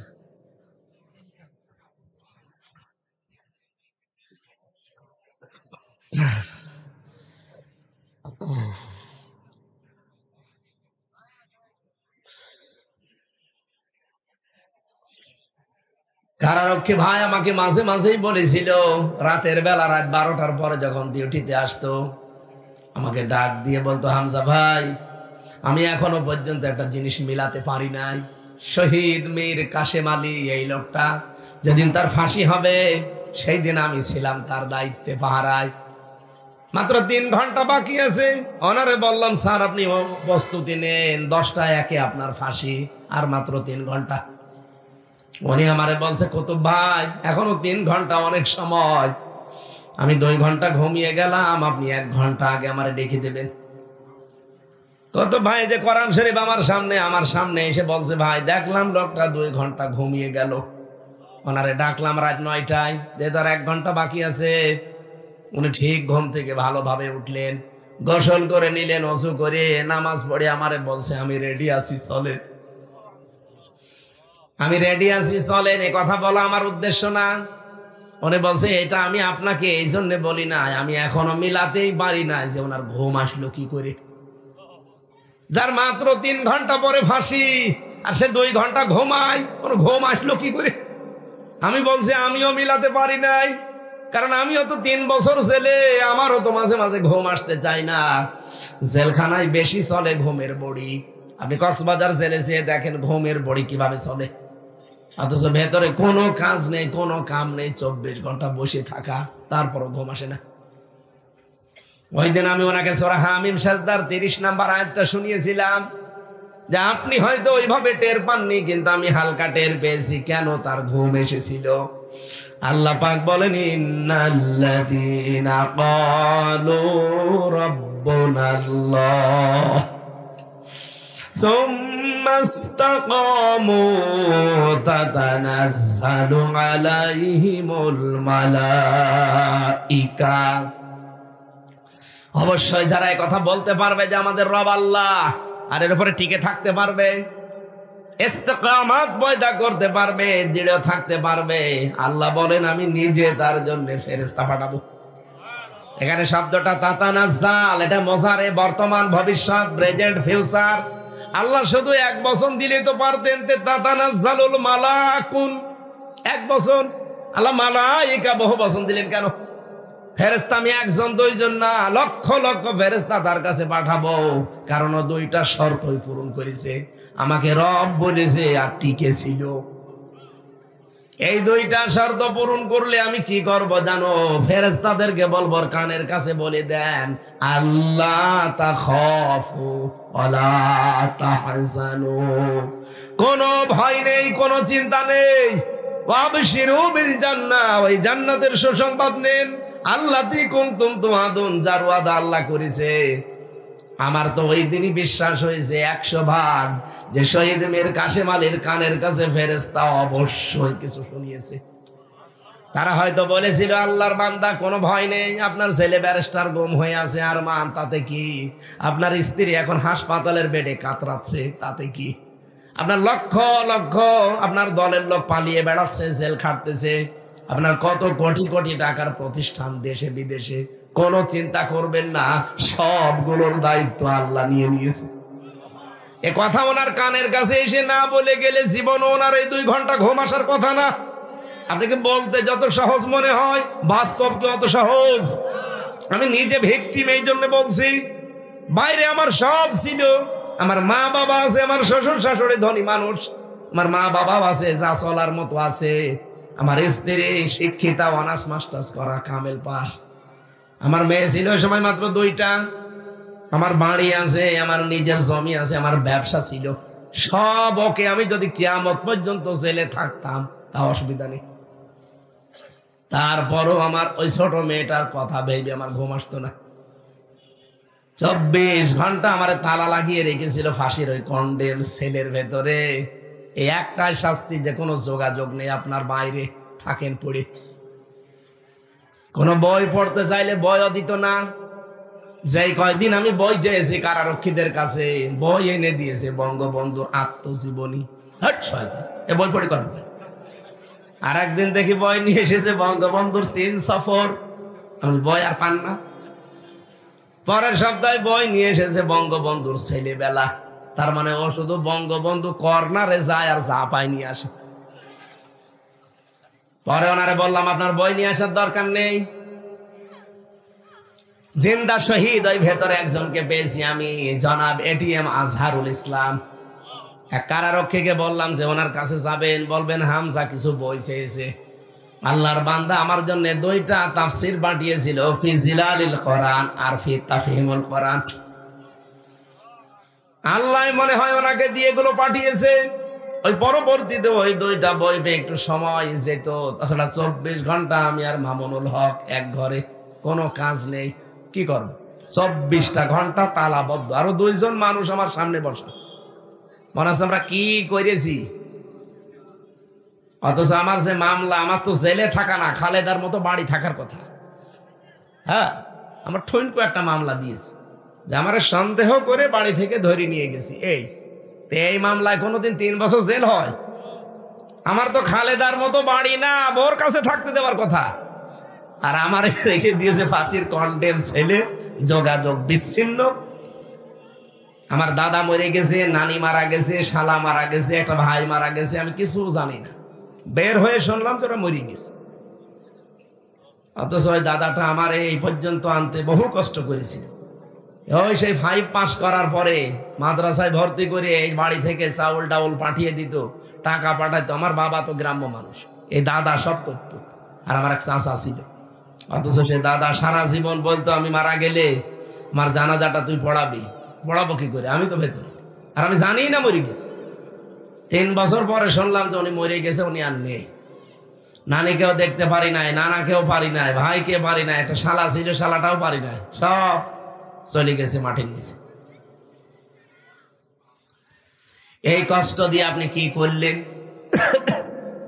ওই মানুষটাকে আমি ওই দিন দেখেছিলাম, মাঝে মাঝে যখন বই পাঠাতো আর আমারে বলতো হামজা আমার জন্য দোয়া করবা, চিঠি লিখে দিত সিরকুট, ওখানে লিখা দেখতাম যে আমার জন্য দোয়া করবা, আমি যেন আমার ইমানের উপরে টিকে থাকতে পারি, বাতিলের সামনে যেন মাথা নত না করি। আল্লাহর এই জিন্দা শহীদ বান্দা, এই মাজলুম মানুষটা এখনো পর্যন্ত জেল খাটতেছে। আর যারা দায়িত্বে আছে এদের এখনো হুঁশ হয় না। কত বড় বড় চোর ডাকাত মার্ডার মামলার আসামি সব বের হয়ে চলে গেল, আর আল্লাহর এই মাজলুম বান্দাটাই 13 বছর জেল খাটতেছে। আমরা চাই তাকে এই 22 তারিখের তার ডেট আছে সর্বশেষ, এটা যেন মুক্তি দেওয়া হয়। এ বাঙালিকে আর কোন হাইকোর্ট দেখাবেন না, আমরা বহু আইন জানি, সবগুলো বানানো আইন। আপনারা যা বলছেন একটা কথাও ঠিক রাখেন না। অনেকে এখন কথা তোলে যে ওনার শাস্তি হয়ে গেছে, তো সাজা লেগে গেছে, এই জন্য জামিন দেয় না। সাজা তো তারেক জিয়া সাহেবেরও লেগেছিল। কি কথা বলে না কেন? তার তো 8 বছর সাজা লেগেছিল, তারে জামিন দিলেন কেন? তার মা বেগম ম্যাডাম খালেদা জিয়ার তো 6 বছর জেল ছিল, সাজা লেগে গিয়েছিল, তারে জামিন দিলেন কি করে? তার জামিন তো এখন অলরেডি বাইরের দেশে পাঠিয়েও দিয়েছেন। তার স্ত্রী ডাক্তার জোবাইদা রহমান, তারও তো 2-3 বছর জেল ছিল, সাজা লেগে গিয়েছিল। তাদেরকে শাস্তি না দিয়ে আপনি বাইরে বের করে দিলেন কি করে? বাইরে বের করে দিয়েছেন, আমি আলহামদুলিল্লাহ, ভালো, কারণ তারা নির্দোষ মানুষ, রাজনৈতিক প্রতিহিংসার শিকার। তাদের চাইতে তো বেশি রাজনৈতিক প্রতিহিংসার শিকার এটিএম আজহারুল ইসলাম। তারে জামিন না দিয়ে এখন হাইকোর্ট দেখাচ্ছেন। আমিরে জামাতরা এই জন্যই বলেছিল যে আমি স্বেচ্ছায় কারাবরণ করতে চাই। আপনারা তখন আবার উল্টাপাল্টা ফতোয়া দিয়ে বললেন না, বাড়ি যান, আমরা দেখছি। কি দেখলেন? আজকে 10 তারিখ, আর মাত্র 11 দিন বাকি আছে। এই 22 তারিখে ওনার ডেট আছে। যদি ওনাকে মুক্তি দিয়ে বাইরের এই মুক্ত বাতাসে আমাদের সাথে মিশতে না দেন, এবার কিন্তু আর কথা কি কথা বলছেন না কেন? ইব্রাহিম নবীর পক্ষে যদি একটা ব্যাং থাকার কারণে তার প্রসাব পাক হয়ে যায়, এটি আমার আজহারুল ইসলাম একটা মাজলুম মানুষ, তার পক্ষে কথা বললে আপনার জীবন পর্যন্ত আল্লাহ পরিষ্কার করে দেবে। সুতরাং আপনারা চান না সে মুক্তি পাক? কারা চান দেখি? দেখেন তো, হাত তোলেনি কে?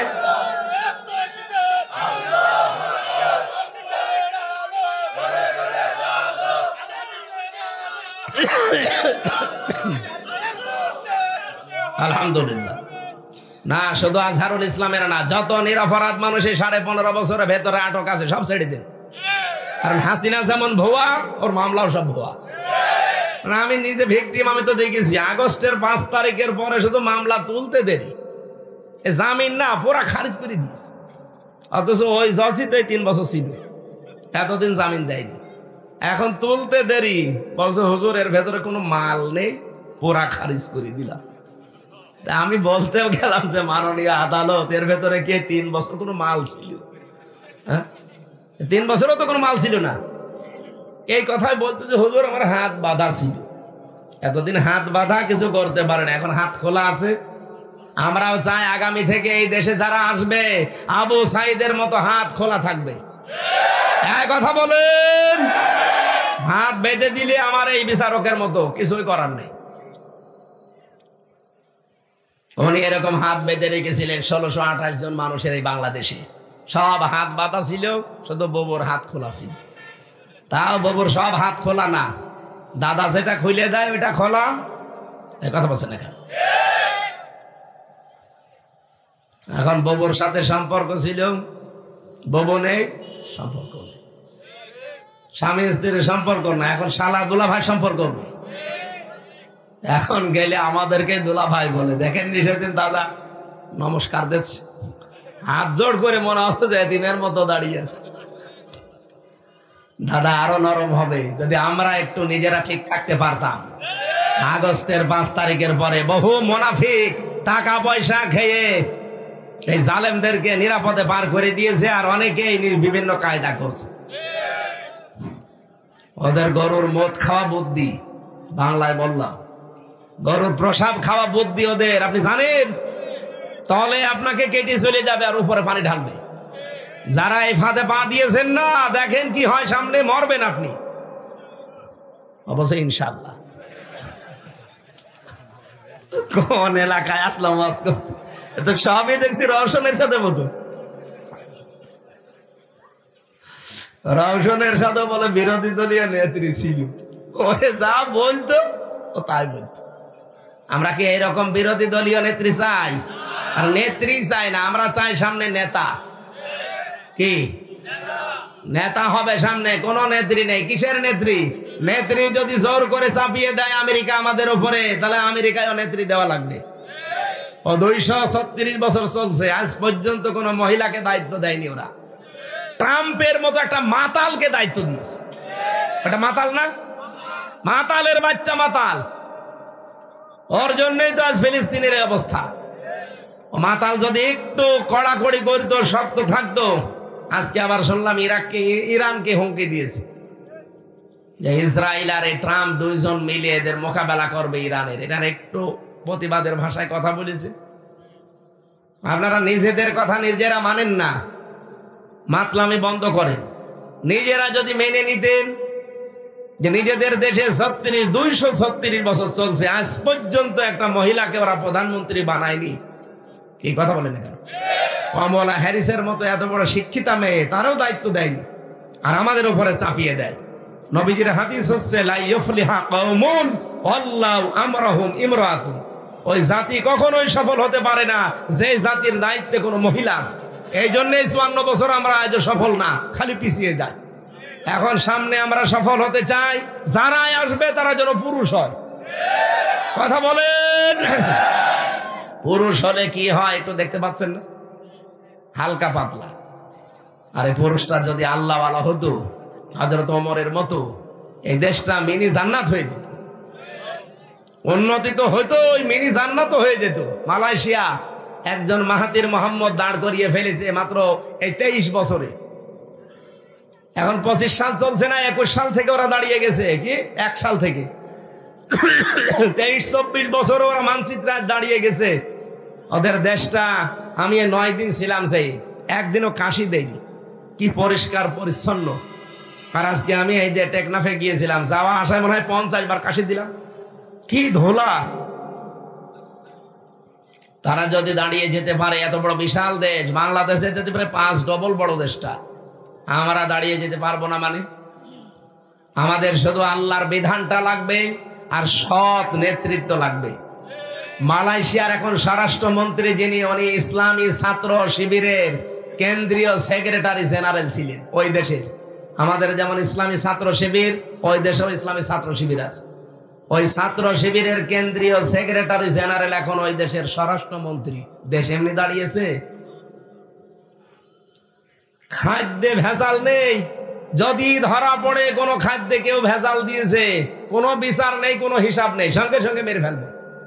আমাদের দেশে যদি এরকম 5টা দেখতে পারতাম, এই দেশে কেউ খাদ্যে ভেজাল দেওয়ার সাহস দেখাতো না।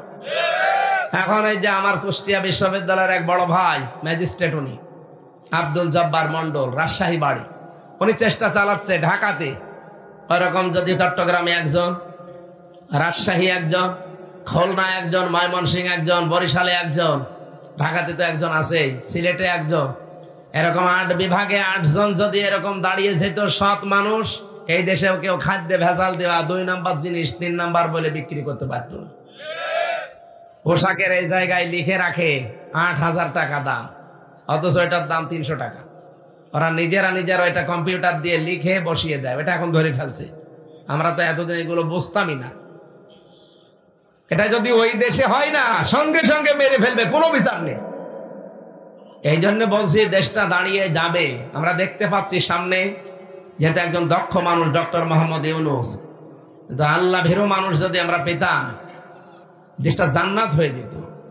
আর এইটাই তো আমরা সামনে দেখতে চাই। কথা বলেন না কেন? এগুলো যারা চায় না, কিছু মানুষ আছে শুধু খাবো খাবো নেবো নেবো, তারাই কিছু চায় না, শুধু নির্বাচন চায়, কিচ্ছু চায় না। তারা নির্বাচন তো আমরাও চাই, কিন্তু যারাই দায়িত্বে ছিল তারা তো এখনো আছে। এই মানুষগুলো তো পাল্টাবেন নাকি? না পাল্টিয়ে খালি নির্বাচন দেন নির্বাচন দেন, দিয়ে করবো কি? আবার তো দিনের ভোট রাতে হয়ে যাবে। আমরা এটা আর করতে দিতে চাই? সংস্কার যেখানে যতটুকু লাগবে করা লাগবে। আপনার যদি এটা রাগ হয়, রাগ হোক, এটাই আমরা কইরেই ছাড়বো। এই দেশে ছাত্র জনতা মিলে কিন্তু এইটাই চেয়েছে, নাই তো এই শহীদদের সাথে বেইমানি করা হবে। তরিনা ফরজ 116 জন আলেমের নামে মামলা করেছিল তালিকা করে, তার ভিতরে আমি ছিলাম 70 নম্বরে। এখন আল্লাহ পাক করে ধরিয়ে দিয়েছে, ও শয়তান এখন জেল খাটতেছে। আলেমদের পেছনে যারাই লেগেছে, ডাইরেক্ট ইনডাইরেক্ট, এই যে চাপাই নবাবগঞ্জের 2 জন মুফাসসিরে কোরআন স্বামী স্ত্রী, এই 2 জনও ধরা খাবে। এমন অপমান করবেন আল্লাহ, পরনে লুঙ্গি শাড়ি কিছুই থাকবে না। হ্যাঁ, কথা বলেন না কেন? যারাই করেছে আপনি দেখেন, তাদেরকে আল্লাহ অপমান করেছে। কিন্তু আলেম আবার হওয়া লাগবে হক্কানি আলেম। আলেম যদি হয় ফরিদউদ্দিন মাসুদের মতো, ওরে জবাই করলেও সমস্যা না। জবাই করতে বলছি না, কারণ ও তো আলেম নামে একটা কলঙ্ক, আলেম নামে জালেম। আল্লামা সাঈদীর ফাঁসি চাইতো শাহবাগে গিয়ে, ওকে আলেম। আর আরেকজন তো দেখলাম এক আলেম, বায়তুল মোকাররমের সাবেক খতিব, ও নাম বলতো কওমি জননী। যেই দিন এই নামটা দিয়েছে সেদিন আমরা জেলখানায়। মামুনুল হক, সাকাওয়াত হোসেন রাজি, এরকম বহু আলেম আমার সাথে ওই দিন বদদুয়া করেছে। আল্লাহ করলো কি? একে আলেম আমাদেরকে জেলে রেখে কষ্ট দিচ্ছে, আর ও বাইরে আমাদের কওমি জননী নাম দিচ্ছে। এই জন্য এইরকম আলেমকে গালি দেওয়া না, এদেরকে জোতা দিয়ে পিটালেও অসুবিধা নেই, কিন্তু আল্লামা সাঈদীর মতো মানুষকে জোতা দেওয়া না। খারাপ ধারণা করবেন, আল্লাহ কিছু দেখিয়ে দেবে। এই যে শয়তানকে খুঁজে পাওয়া যাচ্ছে না, সে ডাক্তার কি জামান যেন, মোস্তফা জামান, পরে যদি কেউ খুঁজে পায়, আমার মনে হয় কুকুরের মতো পিটাবে। এত রাগ তার উপরে বাংলার জনগণের। এই শয়তান এই বাইরের দেশে প্রেসক্রিপশন মতো আল্লামা সাঈদীকে ইনজেকশন দিয়ে মেরে ফেলেছে। আর বলে না, উনি স্বাভাবিক মারা গেছে। কে বলেছে? আমার সামনে দিয়ে তার আগের দিন শুনলাম বের করে নিয়ে গেছে। ভালো মানুষ, হাসতে হাসতে গিয়েছে। একটা হার্টের রোগী এভাবে হাসতে পারে? আপনারা আন্দাজে এরকম ফতোয়া দিয়ে দাদা বাবুদের প্রেসক্রিপশন অনুযায়ী তারা দুনিয়া থেকে বিদায় করে দিলেন। কি হয়েছে? সে শহীদ হয়েছে। আপনারা জালেম হিসাবে ইত্তাকি দাওয়াতাল মাজলুম ফাইন্নাহা লাইসা বাইনাহু ওয়া বাইনাল্লাহি হিজাব, বেঁচে থাকো মাজলুমের বরদোয়া থেকে, কারণ আল্লাহর মাঝে আর মাজলুমের মাঝে কোনো পর্দা থাকে না। আপনি আর যাই করেন, এখান থেকে চেষ্টা করবেন বেঁচে থাকার। কক্সবাজারবাসী, আল্লাহ রাব্বুল আলামিন যদি সত্যিকারও বন্ধু হয়, তাকে আল্লাহর তৈরি করা আইনের দিকে নিয়ে আসবে। মানুষের তৈরি করা আইন তার কাছে ঘৃণিত বানিয়ে দেবে।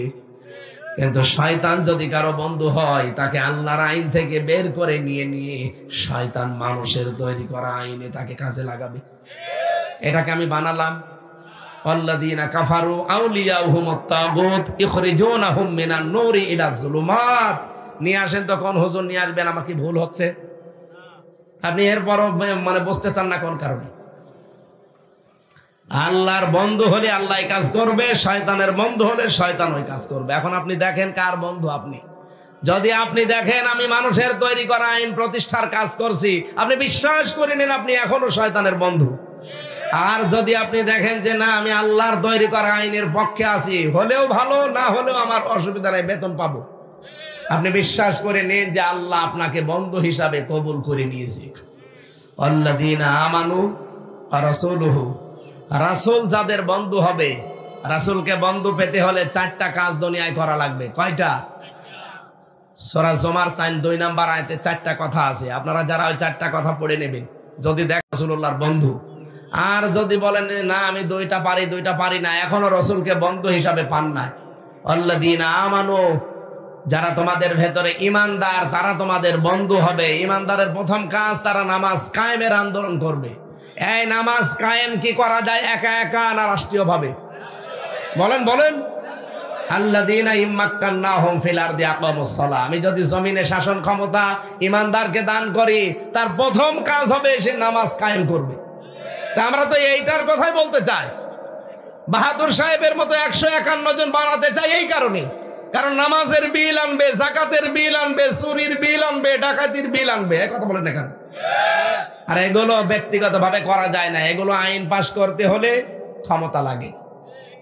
এই ক্ষমতার জন্য যদি কাজ করে কেউ দুনিয়াদার বলেন, কেউ ধর্ম ব্যবসায়ী বলেন যা ভাল লাগে বলেন, আপনার মুখ আপনার জবান একদিন এমনি বন্ধ হয়ে যাবে।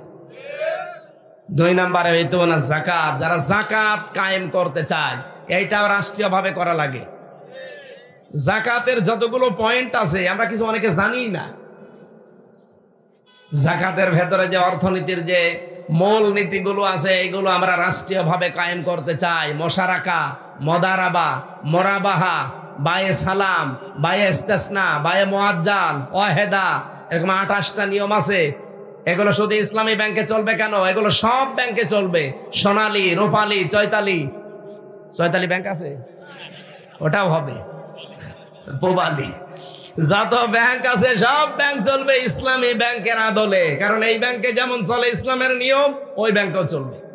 কিন্তু এটা তৈরি করতে হলে রাষ্ট্রীয়ভাবে যাকাত ভিত্তিক অর্থনীতি কায়েম করা লাগবে।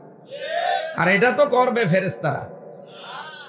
আল্লাযীনা আমানু ইয়াকিমুনাস সালাতা ওয়া ইউতুনাজ যাকাতা ওয়া হুম রাকিউন, তারা রুকুকারীদের সাথে রুকু করবে, তার মানে জামাতবদ্ধ হয়ে তারা নামাজ পড়বে জামাতে। আল্লাহ এই 3টা গুণ যাদের ভেতরে দেখবেন তাদেরকে আপনি বন্ধু হিসাবে গ্রহণ করবেন। এই 3 বন্ধু যদি আপনার হয়, আপনি দুনিয়া আখিরাতে সাকসেস হবেন। কাতাবাল্লাহু লা আগলিবান্না আনা ওয়া রাসূলি ইন্নাল্লাহা কাবিয়্যুন আজিজ, আমি লিখে দিলাম যে আমি অবশ্যই আর আমার রাসূল আমরা গালেব হব। সুবহানাল্লাহ বলতে পারেন না? আল্লাহ ওই দৃশ্যগুলোর সামনে যেন এই আয়াতের আদলে দেখার তৌফিক দেন। রাত 12টা বেজে গেছে, এখন আর কথা বলা সম্ভব হচ্ছে না। মেয়েদের জন্য কিছু আলাদা বিষয়ে কথা বলা দরকার ছিল। মুহতারাম নিম্নের ভাইদের জন্য দোয়া করে, অবশ্যই দোয়া করছি। আল্লাহুম্মা আমিন। লা ইলাহা ইল্লা আনতা সুবহানাক ইন্নী কুনতু মিনাজ জালিমিন। আল্লাহ তাআলা, মোনাজাতটা বসে করা লাগবে ভাই। আমি এতক্ষণ অনেক কিছু বলি নাই, বসেন মোনাজাতটা বসে করেন, বসেন। আর আমার মেয়েদের উপরে লেখা জেলখানার কিছু বই আছে যে দাম্পত্য জীবনে আমাদের কলহ কেন হয় আর এটা মেটাতে হয় কি পদ্ধতিতে। আমি লিখেছিলাম জেলে, এগুলো পাবলিশড হয়েছে, গাড়িতে পাওয়া যায় অথবা এখানে যদি থাকে। আপনাদের মেয়েদের জন্য, নিজের বউর জন্য, মায়ের জন্য নিয়ে পড়াবেন। 120 পৃষ্ঠা লিখেছি, অবশ্যই কাজে লাগবে, অনেক তথ্য দেওয়া আছে। লা হাওলা ওয়ালা কুওয়াতা ইল্লা বিল্লাহিল আলিয়্যিল আযীম। রব্বানা আতিনা ফিদ দুনিয়া হাসানা ওয়া ফিল আখিরাতি হাসানা ওয়া কিনা আযাবান নার ওয়া আদখিলনাল জান্নাতা মা'আল আবরার ইয়া আজিজু ইয়া গফফার ইয়া রাব্বাল আলামিন। আল্লাহ তাআলা কক্সবাজার রামু চা বাগানে এলাকার দিকে তাকাও। এই গভীর রজনী, রাত 12টা বাজে এখন। তোমার অনেক বান্দা বান্দি মিলিয়ে আমরা কোরআনের কিছু কথা শুনেছি। এই কথাগুলো আমাদের প্র্যাকটিক্যাল লাইফে তুমি সেট করে দাও। সওয়াব যদি দিয়ে থাকো নবীজির রওজায় পৌঁছিয়ে দাও। তামাম দুনিয়ার মাটির নিচে যারা ঈমান নিয়ে ঘুমিয়ে আছে এদের মাফ করে দাও। আল্লাহ, ফিলিস্তিনের এই মুসলমানদের জন্য তুমি হামি ও নাসির হয়ে যাও। ইসরায়েলকে পৃথিবীর মানচিত্র থেকে তুমি গায়েব করে দাও। আল্লাহ, তুমি তো আমাদের ওই আল্লাহ যিনি রহমান, যিনি রহিম, যিনি আবার জাব্বার, যিনি কাহার। শুধু তোমার রহমান আর রহিম নাম না, আমরা জাব্বার এবং কাহার নাম দেখতে চাই। পৃথিবীর এই নিকৃষ্ট জাতি ইহুদিদের হাত থেকে বিশ্বের মুসলমানদেরকে বাঁচাও। আল্লাহ এদেরকে তুমি দুনিয়ার জমিন থেকে হালাক করে দাও। কত শিশু কাঁদতেছে আর বলছে, আল্লাহ তুমি আমাকে দুনিয়া থেকে নিয়ে যাও, আমি শুনেছি নাকি জান্নাতে খাবারের কোনো অভাব নেই। গতকালকে দেখলাম এক বাবা, তার সন্তান মস্তক হারিয়ে গেছে, মাথা বিহীন, সন্তানের বুকে হাত দিয়ে আরশের দিকে তুলে ধরেছে।